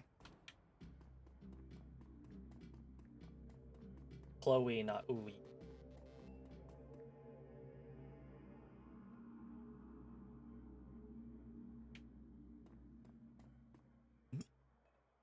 A frame painting of the Chicago skyline done in stylized silhouette. The stand is littered with action movies and cigarette butts. Coyote's Betty is a diary with several papers sticking out of it. Open the diary to the first paper. There is a receipt stuck between the pages and a diary entry. Let's inspect the receipt. A receipt for a Browning Max Power pistol from Gin Park downstairs with a note saying how big guns on hot women turns her on. So true. Read the diary entry. I came back from my shift to find 4 of Paco's goons sleeping on our apartment floor. It's getting fragging ridiculous. I want to be with him, with the real Paco, but this Cutter dreck keeps messing everything up. I love him, but now he's totally different with the gang. It's how I make cash, baby, he always says. I try to tell him he doesn't need the cash. I can support us both while I make it the Seamstresses Union. But he still goes on these runs. With these bozos all over my floor, I feel like he's just seeing how far he can push me before I kick him out. I try to be patient, but why does it have to all be one way? As soon as the last Cutter was out the door, I lost it. I told him if he ever pulled Drek like that again, he would be sleeping in the alley. Of course, he begged and pleaded with me, telling how it wouldn't happen again. I don't want to deal with this anymore, but I don't want him to leave. He's the reason I got through all that stuff last year. Got my bartending license, got this apartment and this life. I know he cares about me and loves me. More than his involvement with the Cutters. I just wish I could slice out that gang from our life together. Slice out the fear that comes along with it. This paper has a handwritten poem on it and a diary entry. Poem. Let's just say that Paco should stick to guns and motorcycles and leave the poetry to others. Sometimes it seems like Paco reads my mind or my diary. Maybe he does the latter. I wouldn't be surprised. Hi, Paco. Ever since last week, he hasn't mentioned the Cutters once. He leaves the apartment with a "see you in a few hours, babe," and returns later without comment. I don't know if it's really going to help for us to avoid the subject in conversation completely, but I have felt better without our constant arguing over it. The last 2 nights, I've come home from work to Paco waiting for me, slouched up on the old dumpster couch with a novel 4 inches from his face. I imagine that as I turn the key in the door, he perks up and makes himself look especially studious for when I get the door open. He seems superficially surprised to see me, but I love this little act. There is a receipt and an old photograph stuck between the pages. Look at the photograph. The picture shows a young girl with caramel skin and dark brown hair. She has a snake wrapped around her arm, yet she is smiling. The back of the photograph has shadow scribbled on it. A collect on delivery receipt for a special order, 5 pounds of zebra meat from Mauri's Meat Emporium located near Pike Place Market. The fourth paper. A receipt for a wall safe installed near the bathroom floor, set for a combination of 342436. Like, I'm glad that even after the apocalypse, Pike Place Market still exists.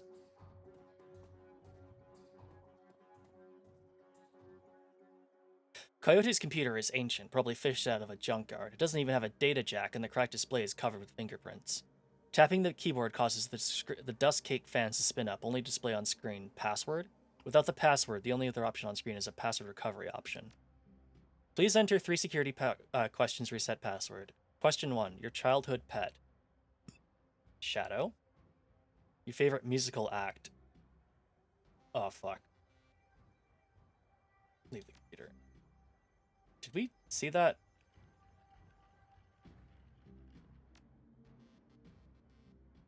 This was the zebra meat.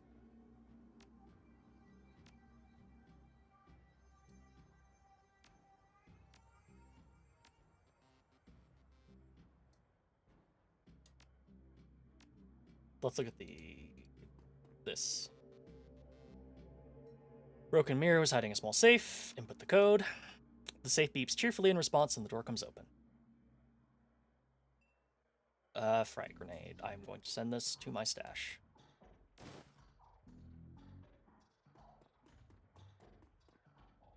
Dr. Zebra or a cute name for an oddly patterned mystery mate? Maybe.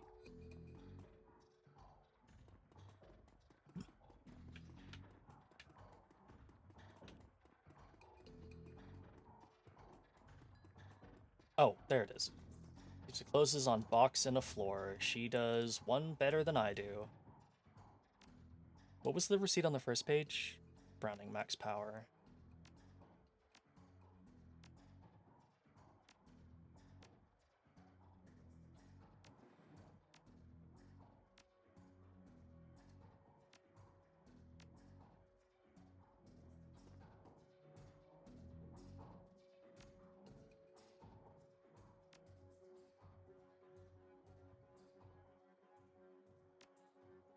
What is the name of your hometown?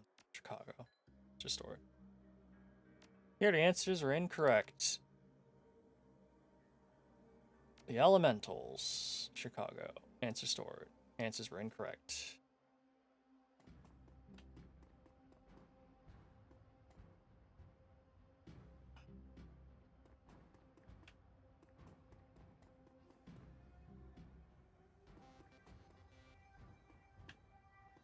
Maybe.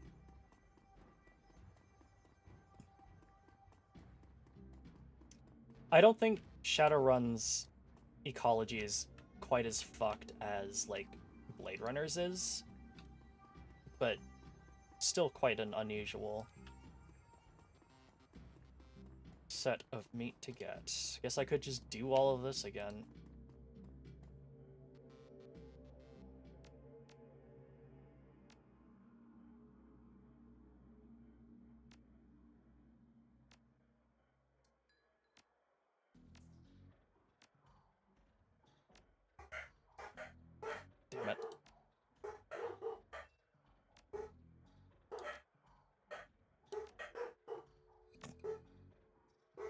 Did we do shield wall yet? I don't think we did. Damn it. What haven't we tried yet? Might be Mary Mercurial?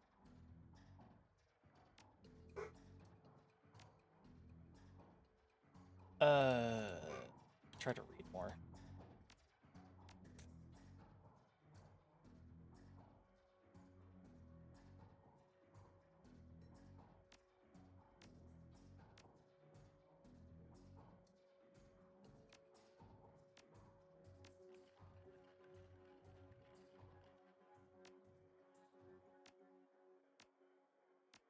Whoops.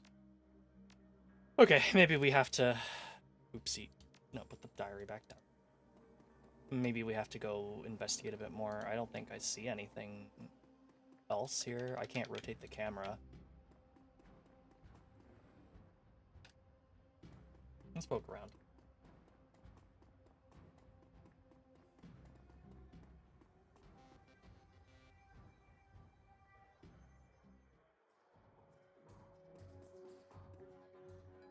How can I help you? Do you know Paco?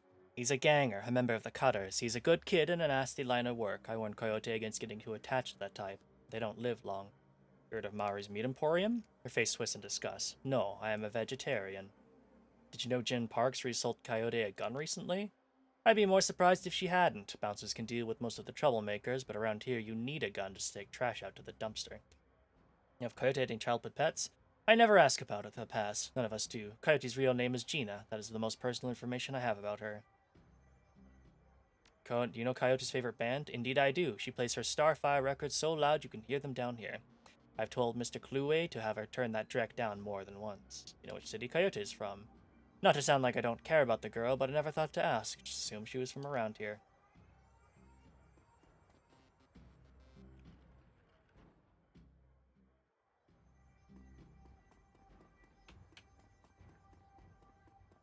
Thought we tried that one, but maybe I am just silly. Starfire, Chicago. Your password has been reset to NQPABDST for security. Never write down your password. Logging you in. Has a basic list of applications, access history. A quick scan of her recent searches show that Coyote has been reading a great deal about hellhounds. It also suggests more than a casual interest in vintage action figures. Calendar. 3 days ago, meet with Delilah about gig. Today, meet Paco for date at Pike Place Market, due in 30 minutes. Contacts. Coyote's contact list is exactly one entry, someone named Paco. There's no comlink number or any other contact information for him available. This does not seem like a very useful list of contacts.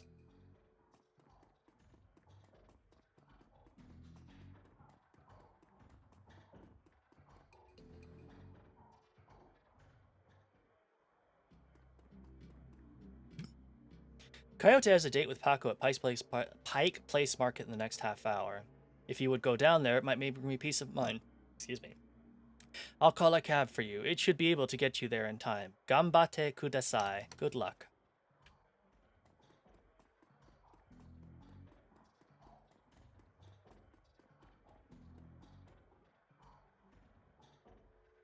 The Seattle Market on the ocean front. This is pretty cool.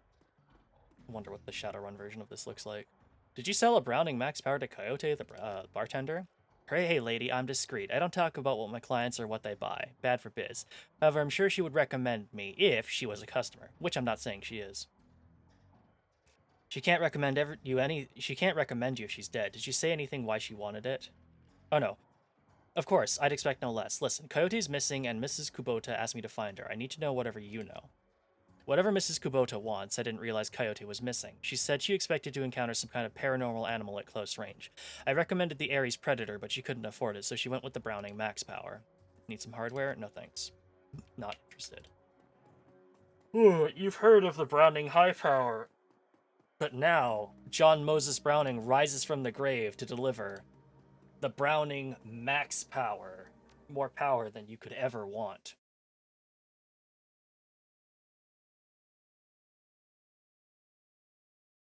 Buy nerps. Pike Place Market. You catch a cab from Touristville to Pike Place Market, an immersively quiet ride that takes you from probably going to be mugged to probably going to pay too much for your drinks. Compared to the urban wasteland of the Barrens, the downtown area is filled with modern buildings, lighted streets, and unbarred shops, all living beneath the shadows of massive corporate arcologies. For many, these arcologies are home. For others, they're hulking monuments to where the world went wrong. Famed for its fishmongers, Pike Place Market has been around since the early 1900s, overlooking the bay. Now it's a market for all things, legal and illegal. A melting pot of the haves and have-nots. Even though most of the shops are closed, the sights, sounds, and smells of the market hit you from the moment you step out of the cab. It's max because it breaks apart in the first shot. Max power doesn't come with safety, I'm sure. Well, at least it's better than the fucking trigger, magazine disconnect safety that's in, like, a lot of high powers. What is this? Patrick. Oh, the Universal Brotherhood.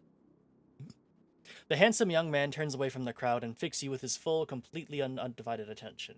Ma'am, you are a beautiful dwarf, but you could be so much more. That sounds great. Tell me more. Wonderful! The Universal Brotherhood is a family encompassing all metahumans, sexes, and sexualities. We strive to be the very best we can to live more fulfilled, happy, and productive lives and to support each other in doing so. The first step is to simply come and listen. Tomorrow night, Lynn Telestrian will be speaking about the importance of family in the Sixth World. Please join us tomorrow, and the secrets to a better life shall be revealed to you. He smiles and turns back towards the crowd. Refurbished flowers for sale. Synth juice for sale, just fab today. Oh, there's Paco. Could talk to him, but could wait. I got dog on a stick here.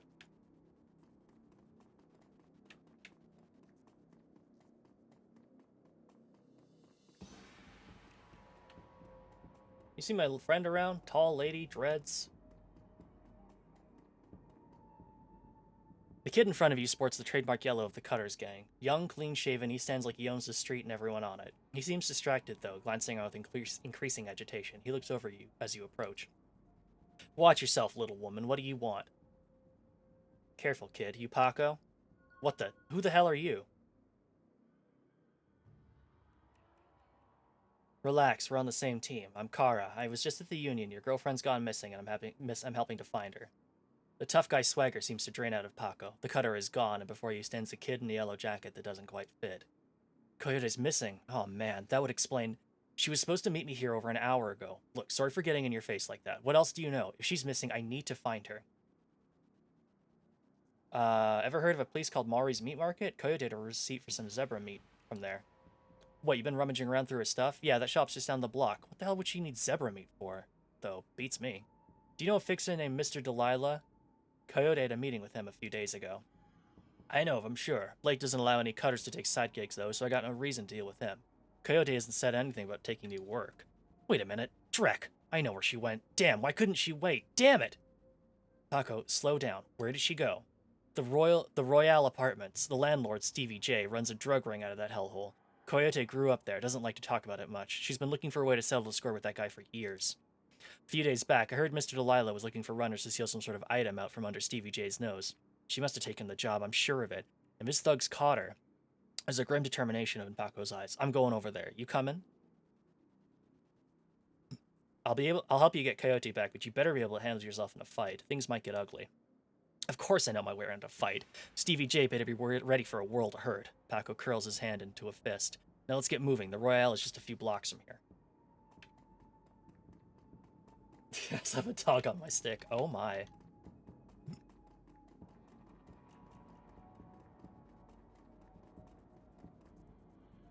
The small meat stand presents an enormous diversity of dead animals, from cow and canine to the exotic and paranormal. The pictures on the back of the stand feature a much older version of the man in front of you. As soon as he notices Paco, the proprietor's eyes become hard and angry. What do you want? We know we can't afford more. Relax, man. My friend just had a question. You must be Maori. Do I look like a fat old man to you? I'm Manny. Maori's my dad. What do you want? I've just received for an order of zebra meat. Still have it for me? I'll look it up. Yeah, I got it right here. 2 days past the pickup time. Didn't think anyone was going to come for it. Here, it's all yours now. Do you know someone named Coyote? Nope, I don't go for much of that shaman stuff. Why would someone want to buy zebra meat for? Some people eat it, but I wouldn't recommend that. Tough as nails. Mostly sell it to corp security teams who use it to reward their hellhounds. The flamers go crazy for that stuff for some reason. Oh, Drek, that's why Coyote wanted zebra meat. Everyone talks about the pet hellhound Stevie J keeps locked up somewhere in the Royale, and she never picked it up. Whatever. Got anything else? What's your problem with Paco? Why don't you ask him? What the hell is that supposed to mean? It means that your little gang likes to stroll through and relieve us merchants of our nougat. My dad stood up for them, and he's still in the hospital. Look, that's not my problem. I'm at the bottom of the cutter ranks anyway. I couldn't do Drek about that even if I wanted to. Tell that to my dad. I don't have time for this. We need to find Coyote. You're right, Paco. Let's get going.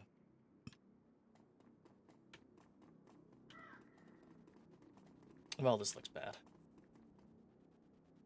As your eyes adjust to the flashing lights, you spot the body of a woman, dead on the pavement behind the police line. Panic spreads across Paco's face. Oh no. Oh no. Is that Coyote? This isn't happening. God damn it. Pull yourself together. Take a look. Is that her? Paco steps forward and breathes a huge sigh of relief. No. No, it's not her. Thank God. Look, let's not hang around here too long, alright? Too many Lone Star pigs around. Paco looks over at the victim again. It's too bad. Whatever happened here, I'm not gonna let anything like this happen to Coyote. A tall, emotionless Lone Star officer blocks entry to the crime scene. Behind her, you spot the lively face of the organ grinder's coroner, Dresden. This is an active Lone Star investigation. Please step away from the barrier. Etiquette security. Detective Kara Saltis, Auburn Precinct. We have reason to believe the victim may have been involved in an illegal BTL smuggling ring we're investigating. I'd like to examine her belongings for evidence. Badge and SIN, please. Well, it's all right, officer. She's with me. Dresden steps up to the barrier with a warm grin. The officer looks at you with poorly concealed skepticism. Okay, then. Make it quick.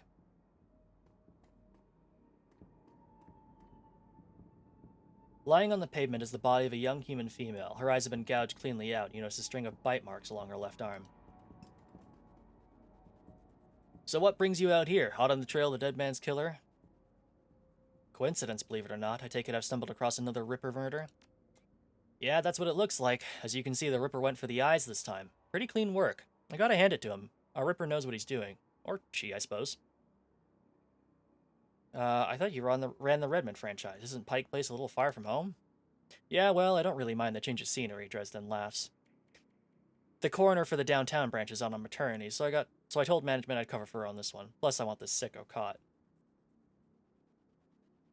Any sign of magic use here? There was evidence of an unusual explosion in the alley where Sam died. Now that's an interesting thought. No, nothing obvious, though. I'm sure when McCluskey shows up, he'll call in a full magical forensics team, though, just to be sure. What do you know about the victim? Well, not much. Dresden scratches his head absent-mindedly, probably breaking some sort of sanitation protocol. She's been dead for about 3 hours. Her name was Lucy Warden, worked at the Stuffer Shack just around the corner. Looks like she was just leaving work when it happened. Can you tell if he was subdued in some way before her eyes were removed? That's the strange thing. There doesn't seem to be any signs of a struggle. Not a single bruise on her body. Yet she was clearly alive when the eyes were taken. Died of blood loss shortly thereafter. As to what knocked her out, I won't know until I can run some tests back at the lab. What about the bite marks on her arm? Ah, completely unrelated. It appears some wild dogs dragged the body out here from the alley sometime after her death. So the Ripper takes Sam Watts' liver in this woman's eyes. Any theories? Trophies of some sort, I suppose? Probably some symbolic significance to the killer. Beyond that, I couldn't speculate. That's enough questions. Thanks, Dresden. Hey, I figure if I can help you out, there's a better chance to get this scumbag off the streets a little sooner. McCluskey wants the Ripper in her cell, sure, but he couldn't care less if it takes another dozen murders. Good luck out there, eh? Dresden starts to turn away back to the body, then stops. Speaking of McCluskey, you should probably get going soon before he shows up. The plainclothes Lone Star officer before you sports a tacky hat and a crooked grin to match. So, you're the one working for the dead man, huh? McCluskey warned us that you might be sniffing around here after the Ripper. Lucky for you, I got here before McCluskey. I'm Officer Aguirre. Pleased to meet you.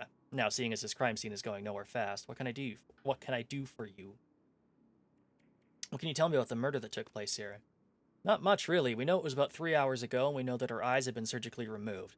Didn't need Dresden to figure that much out. He's been looking at the body, though, so he might have more. Me, I've been scanning the rest of the scene and looking for witnesses, but no luck so far. Damn Ripper might as well be a ghost. I take it you and McCluskey don't see eye to eye? Let's just say McCluskey and I have conflicting interests. Do you have any leads on the Ripper that I should know about? Ha, plenty if you ask McCluskey, but the truth is we're about as clueless as you probably are. Thanks for your time, officer. Hey, hold on a minute there. You haven't put a donation for the Lonely Orphans Fund. The Lonely Orphans Fund? Yeah, see, you make a contribution to the fund, I put you on a list and let you know the next time we find any orphans that you might be interested. Well, I'm always interested in finding about any new orphans you discover. Excellent. Shall we say 300 new yen? All right, you've got a deal. Give Officer Nguyen the Aguirre the new yen and your comlink code. His face splits into a wide grin. Excellent. I'll start an account for you. We get any useful new leads on the Ripper, I'll give you a call. Now I better get back to work before McCluskey shows up. See you around. Elf. The elf standing before you may possibly be the ugliest elf you've ever seen. His meticulously clean lab coat, formal jacket, and formal jacket and old-fashioned bow tie give him the look of an undertaker from centuries past. He notices you approach and locks eyes with you, smiling a thin, unnerving smile. Hello there, stranger. Might I inquire, do you know which organ grinder's facility this body will be removed to? Why would you want to know something like that? The elf giggles, a strange, high-pitched warble you would not expect to emerge from his misshapen face. Oh, just a hobby. Never mind that, though. A good evening to you and your friend the coroner. Okay.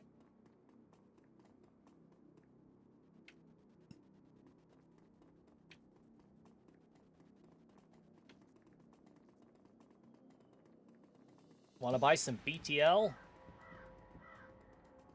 Got some preem brain dances for sale. Glad there's no trolls around here. It's fucked up. No way, Blind Lucy?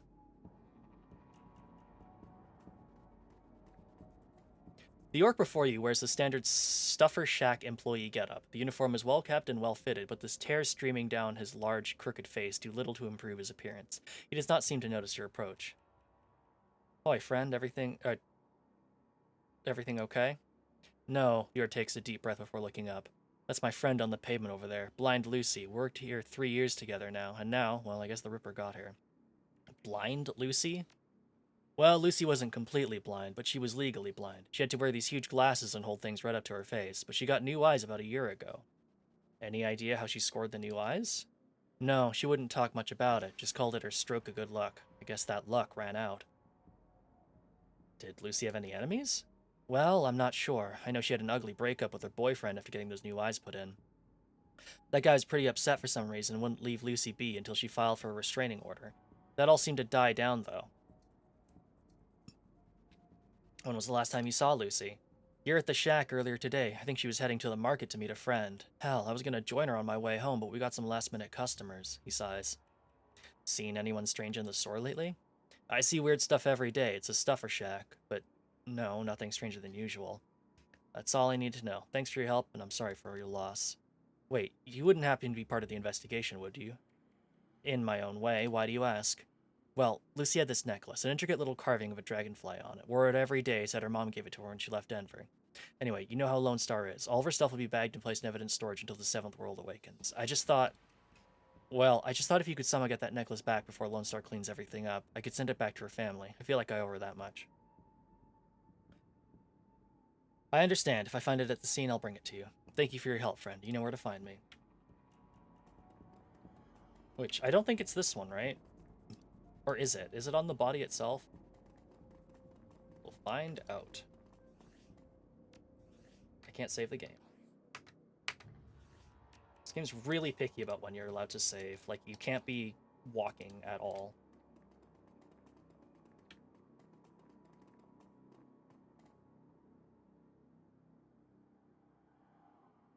Catch the attention of the nearby Officer Aguirre. Hello again, can I help you? I need to take the victim's necklace with me. It may help me in investigation. Well, if it'll help you, that means it won't be helping McCluskey. Officer Aguirre reaches down, picks up the necklace, and hands it to you. Thanks, officer. Yeah, sure thing. Good luck out there.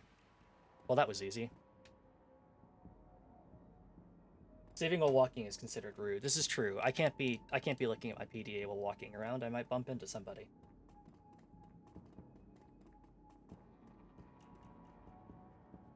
You're able to find Lucy's necklace? I've got it right here, Frank. You can send this to her family now. As he takes the necklace from you, he can sense a weight lifting from his frank shoulders. I'm glad I can do this much for Lucy, at least. Thank you, friend. I owe you. Just make sure that it gets to Lucy's family. I don't want it turning up in some Lone Star office with my prints on it. Imagine loading in mid-step, you definitely fall down. Imagine, you load while moving, and then you accidentally clip into the floor.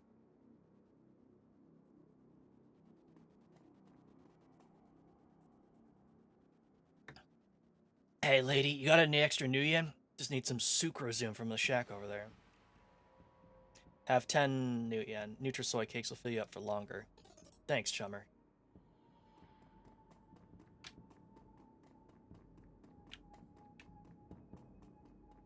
Nerps!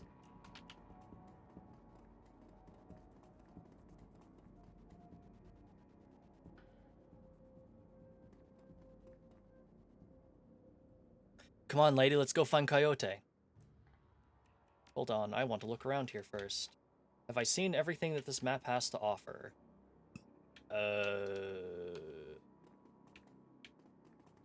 I don't know. I think I did, actually. I don't think there's anything. I feel like there's nothing else that we need.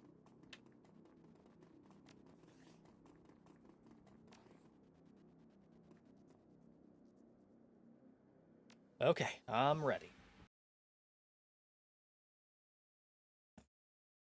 The Royale Apartments. You roll up on the most impressive bit of tenement squalor you've seen in a long time. There's few street lamps here, and what light there is flickers with uncertainty. Most of the buildings are damaged and tagged. The smell of old, rotting trash mixed with you don't want to know is overwhelming. It's no wonder people living here turn to BTLs. Anything's better than this. The better than life chip is the newest drug on the market. You don't need a good life. You can slot someone else's, live through them, and wreck your brain in the process. The front doors of the Royale Apartments aren't even locked. As you step inside, you can hear a junkie crying for another hit. It's time to find Coyote and find out what she knows about the night of Sam's murder. The Royale Apartments. What a hole. I can't imagine what it was like for Coyote growing up here. A hellhole full of junkies. Looks like Stevie J gets their rent money and their drug money. If Coyote's here, we have to hurry. She's good, but... well, these BTL guys pay to stay well informed. They might know she was coming.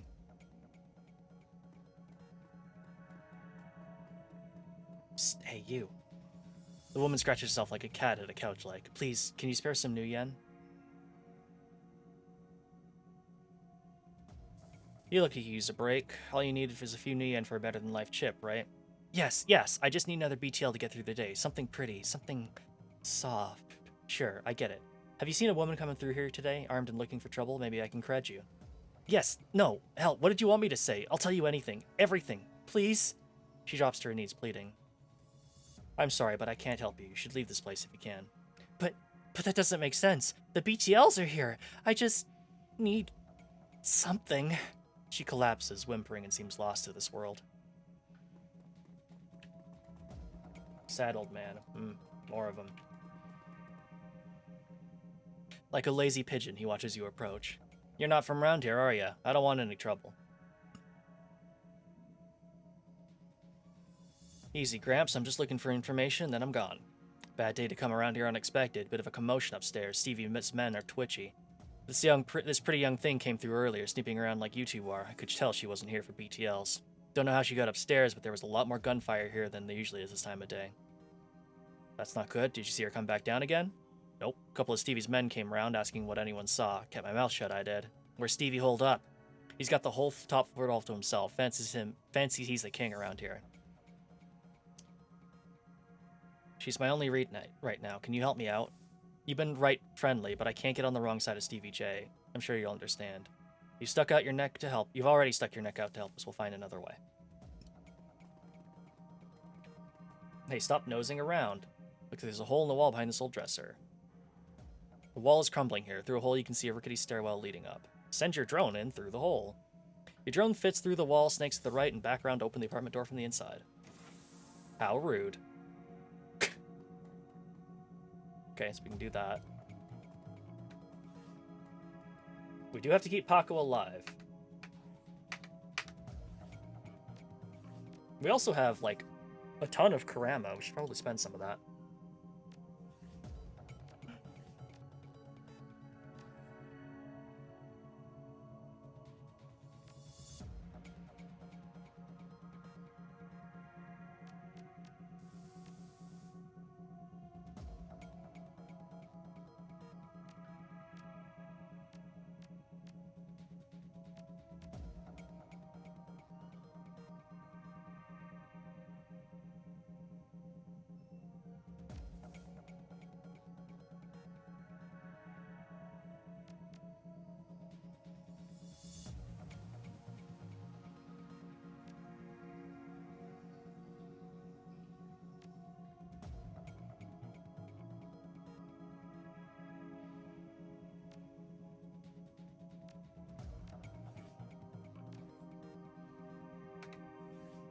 Is Paco a team member? Sort of, but also no, not really.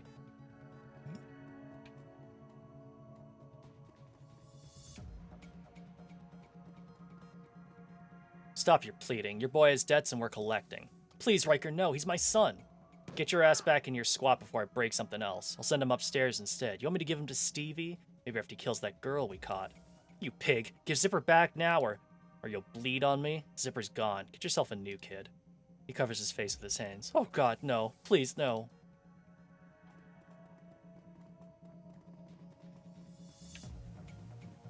Hey, simp. This is my home. Get out. What was all that about? Why do you care? It's my son. That bastard took my son. Who took your son? One of Stevie J's goons, Riker. He runs that filthy BTL squad across the hall. My son, Zipper, he's not a strong boy, and Riker knows it. Lured him in with those damn chips. Better than life? Ha, what life? And now they're torturing him in there. What's a BTL and why do they need your son? They don't have BTLs where you're from. It's an illegal type of SimSense recording. You know, a recording of brain patterns or something. They slot it into your head and it's like you're there, living whatever it was they recorded. But these guys remove all the safety limiters from the SimSense and get people addicted. Riker over there has his own recording studio so he can make his own product. They're still using my son as a guinea pig to record a torture BTL. So his boss, Stevie J upstairs, can torture anyone he likes just by slotting in the chip. Doesn't even have to lay a hand on him. Overheard them say they have a special guest up there in the penthouse right now. That must be Coyote. They've got her up here. Easy, Paco. She'll be okay if we keep our heads. You with me? Yeah, you're right. I'll be okay. What about my son? I'll see if I can save your son while we're saving your friend. Thank you.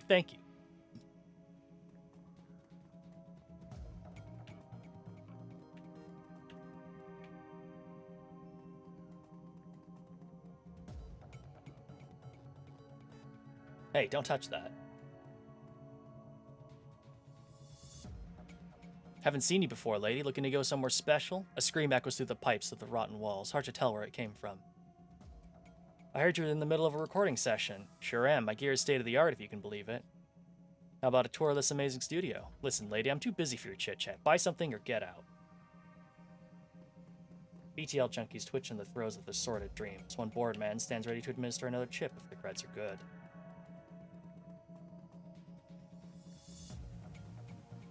Alright.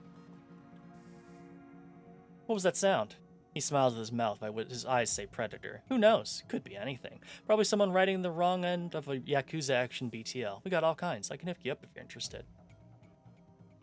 I've decided that I need to kick your ass. Gotta tell Stevie. You'll tell him no such thing.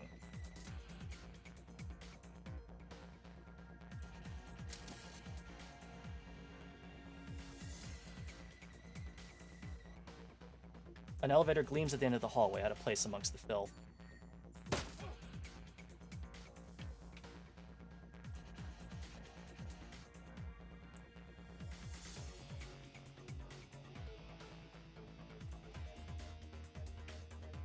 Psst, help, help! Well, fuck.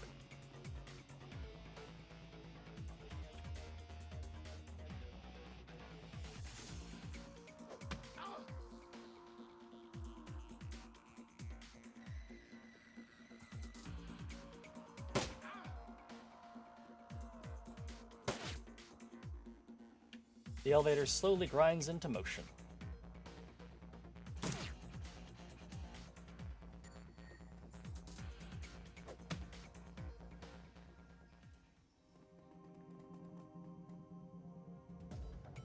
The panel appears to be connected to the elevator nearby. It spots a numeric keypad and an intercom button.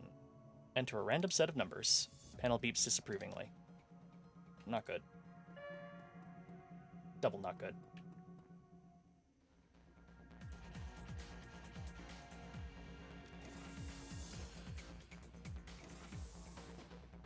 Drone on.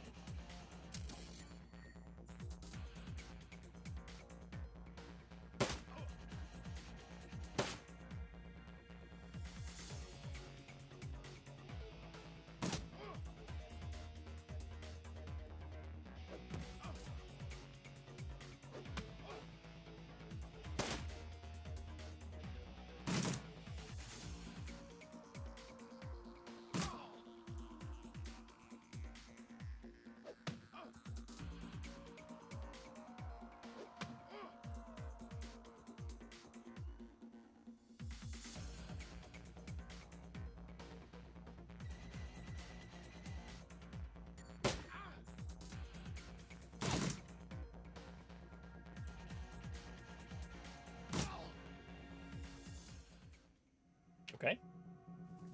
Grab that. Find a piece of paper with some numbers on it. Okay, that's the elevator access code. Access the computer, BTL, library. The database has a vast array of BTLs covering all topics from disturbing and sad to romantic and adventurous. Send a sad BTL. Oh no, sniff sniff. Recording studio. Reboot studios software? Buzzing and humming of a nearby electronics comes to a swift halt. Hey, Riker, what the hell? Who the hell are you? Get out! Can't you see I'm working here? Unlike your friend, I can tell you're not going to be reasonable. Afraid I have to kill you. Help! Help!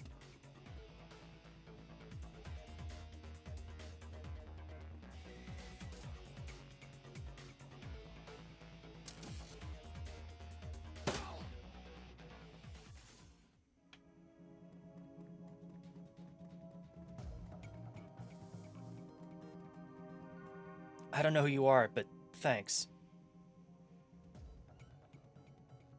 You bet you got lucky today, kid. If I were you, I'd play it safe from now on. You don't get lucky twice. Oof, I don't think I can move. Can you at least tell my dad? Sure. You take the BTL recording. Okay.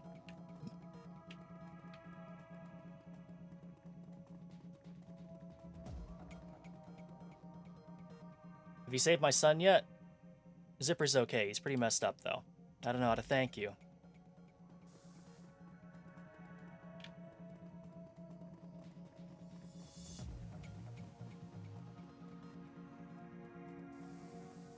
Alright. Well.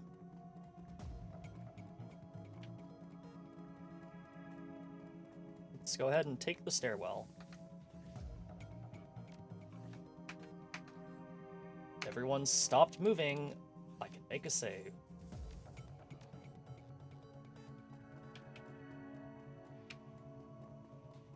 Once we go upstairs, I'm not leaving until I find Koito or I'm dead. You get it? I get it. Let's do this. The penthouse suite. Stevie J's penthouse apartment might have been nice at one point in time. Classic, even. But now it's filled with neon tube lighting, broken down furniture, piles of rubbish, and crates containing who knows what. Still, compared to the rest of what you've seen, it's positively palatial. The only thing marring this penthouse pseudo-luxury suite is a woman's cry of pain in the distance, followed by laughter. Someone being tortured for another's pleasure. You step deeper into the apartment. Huffing and puffing, you reach the top of the stairs. Looks like Stevie J don't use them much at all.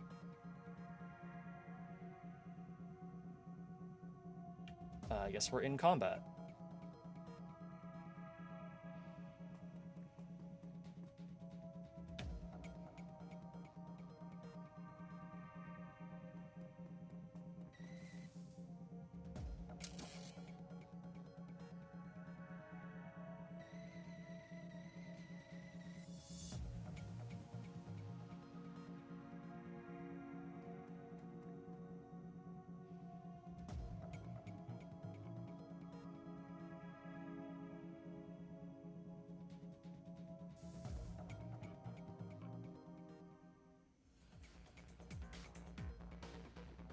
Can I just get out of combat? No.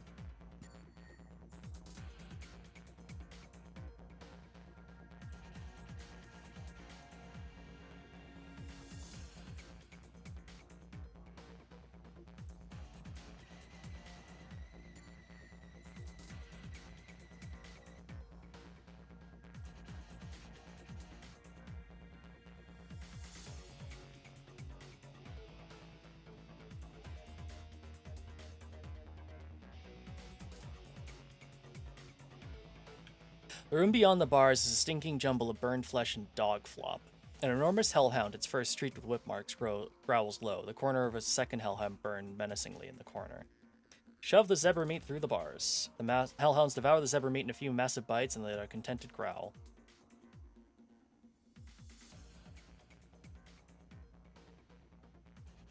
Do nothing yet.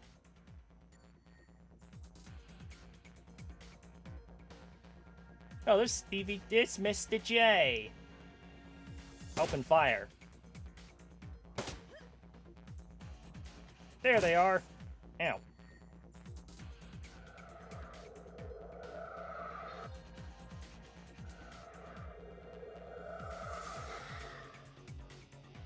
A raspy, manic voice booms over the penthouse PA system. You really think you can come in here and shoot up my place? Do you know who I am? I know who you are. You're the guy I'm gonna kill.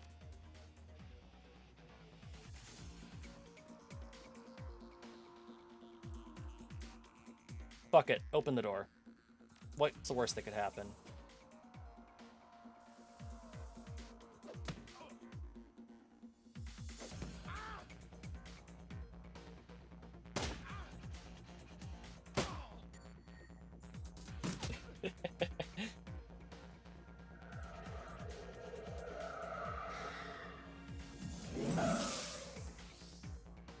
Stop shooting my fucking Doberman!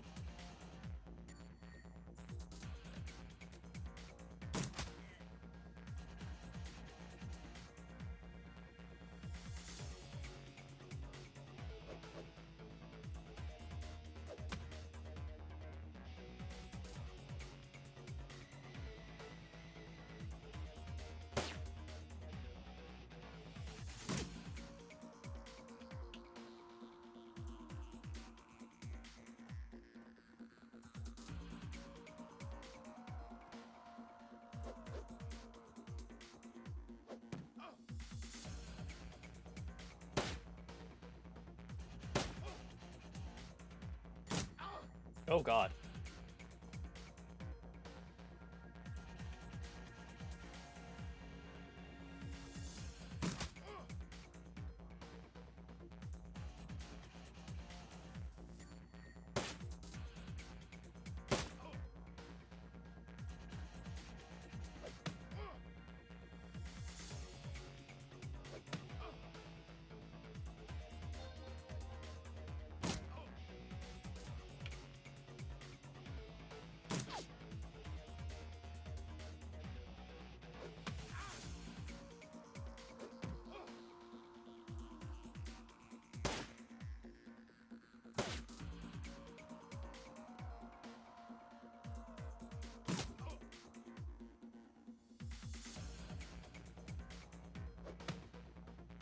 But no! I can't! And with a bloody gurgle, Stevie J is no more.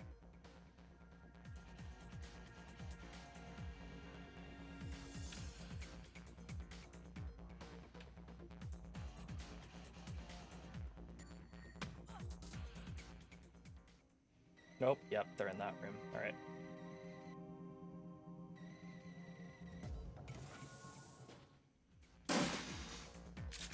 Doberman! You!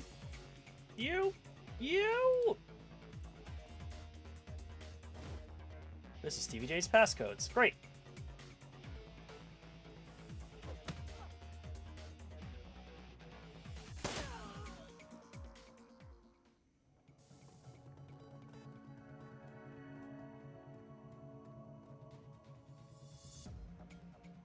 About time you got here, Paco. Who's your friend?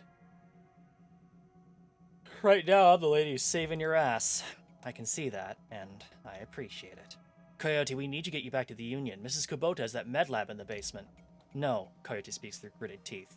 No, I need to finish the other thing I came here for. I need to find something for Mr. Delilah first, a stash of gems. Delilah, I thought you said you'd never do another deal with that man. Look, Paco, I need an excuse to come here and settle some debts. Figured I might as well get paid for it. Her voice is strong still, but her body's beginning to shake. Paco, help her get back to the Union. I'll find those gems for you, then meet you back here. Coyote looks as she's about to argue, but says nothing. Come on, Coyote, let's go.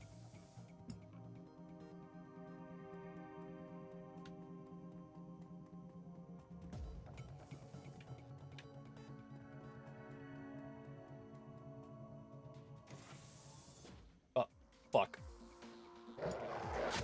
Ah!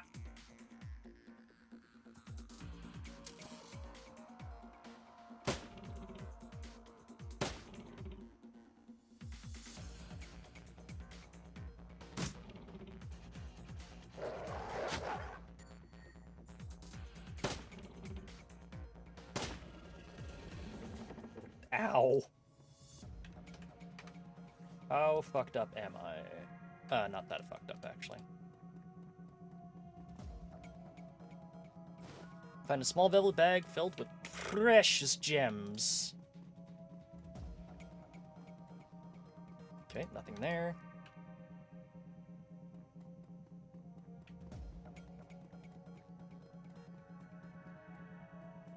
Anything back here? Nope.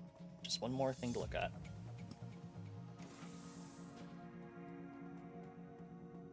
Some loose new yen is lying on the crate. It's just old junk. Advanced medkit. 20 HP. Swap with another item will be sent to stash. Done.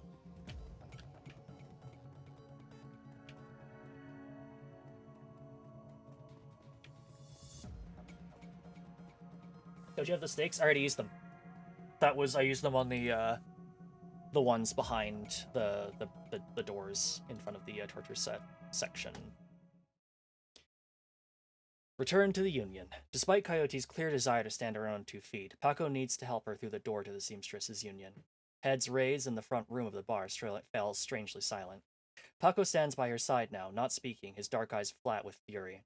Coyote presses a rag to her clawed-up face. She winces, but manages to keep control as she breathes in slow, deep breaths to manage the pain.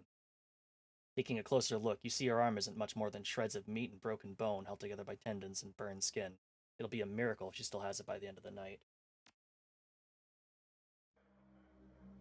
Mrs. Kubota is tending bar herself when Paco carries the mangled and bleeding Coyote into the Union.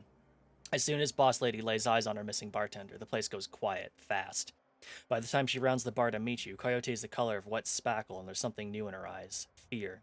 This woman is face down hellhounds, but the sight of Mrs. Kubota has her staring at the floor and mumbling. Woman, how dare you miss 2 shifts and then come back and bleed on my floor? Sorry, Mrs. Kubota. I had a run that went bad. Sooka, I can see that. Your arm is a mess. Was this your crusade again? Do not answer. It will only upset me further. You caused me to worry about you, Coyote, and that has distracted me from my business. Hi, Mrs. Kubota. My apologies again. Cherry, take her downstairs to Dr. Castle. Yes, ma'am. And tell Castle to put something new and shiny where that arm used to be. Mrs. Kubota, I can't afford a cyberarm. I am aware of your financial situation. When you are healed, we will discuss the concept of Giri, the debt of honor. Now go, bleed elsewhere. Yes, ma'am.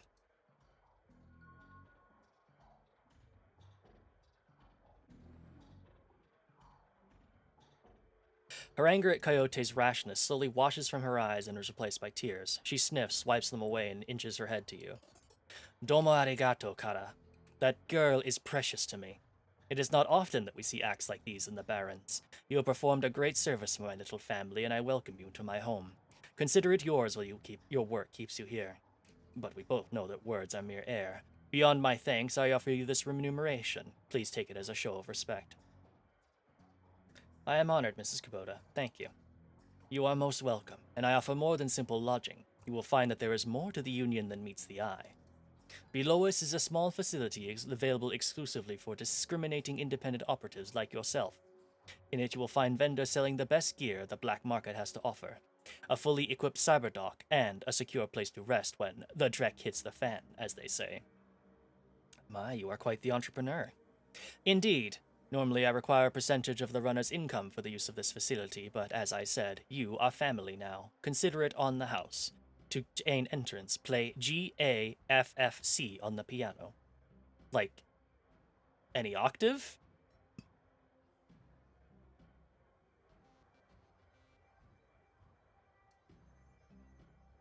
There we go. Ugh, ugh. I think we will go ahead and end it there for now. That was a good start. We have save. We have 13 Karama. Doing good. This is the armor that I meant. The weird goo. Just constantly inhaling delicious blue vapor. Feels like it's suddenly it keeps safe Shadowrun after the... Yeah. Sure hope no one decides just to play those keys randomly. Anyway, Thank you all very much for tuning in. Really appreciate you all being here. For those somehow not in the know yet, my schedules run Thursday to Monday, meaning that we have finished the week's schedule, and I will be back on Thursday with a new schedule. It's probably going to look pretty similar to this one. In fact, perhaps it'll even look exactly the same as this one. Um, I don't think there's anything upcoming that I wanted to do, so um, I hope you enjoyed this one because it's what we're doing next time. All right. Thank you all very much for tuning in. Let's see who we can send you off. That was really fun. I'm very glad to hear that. Who can we go to?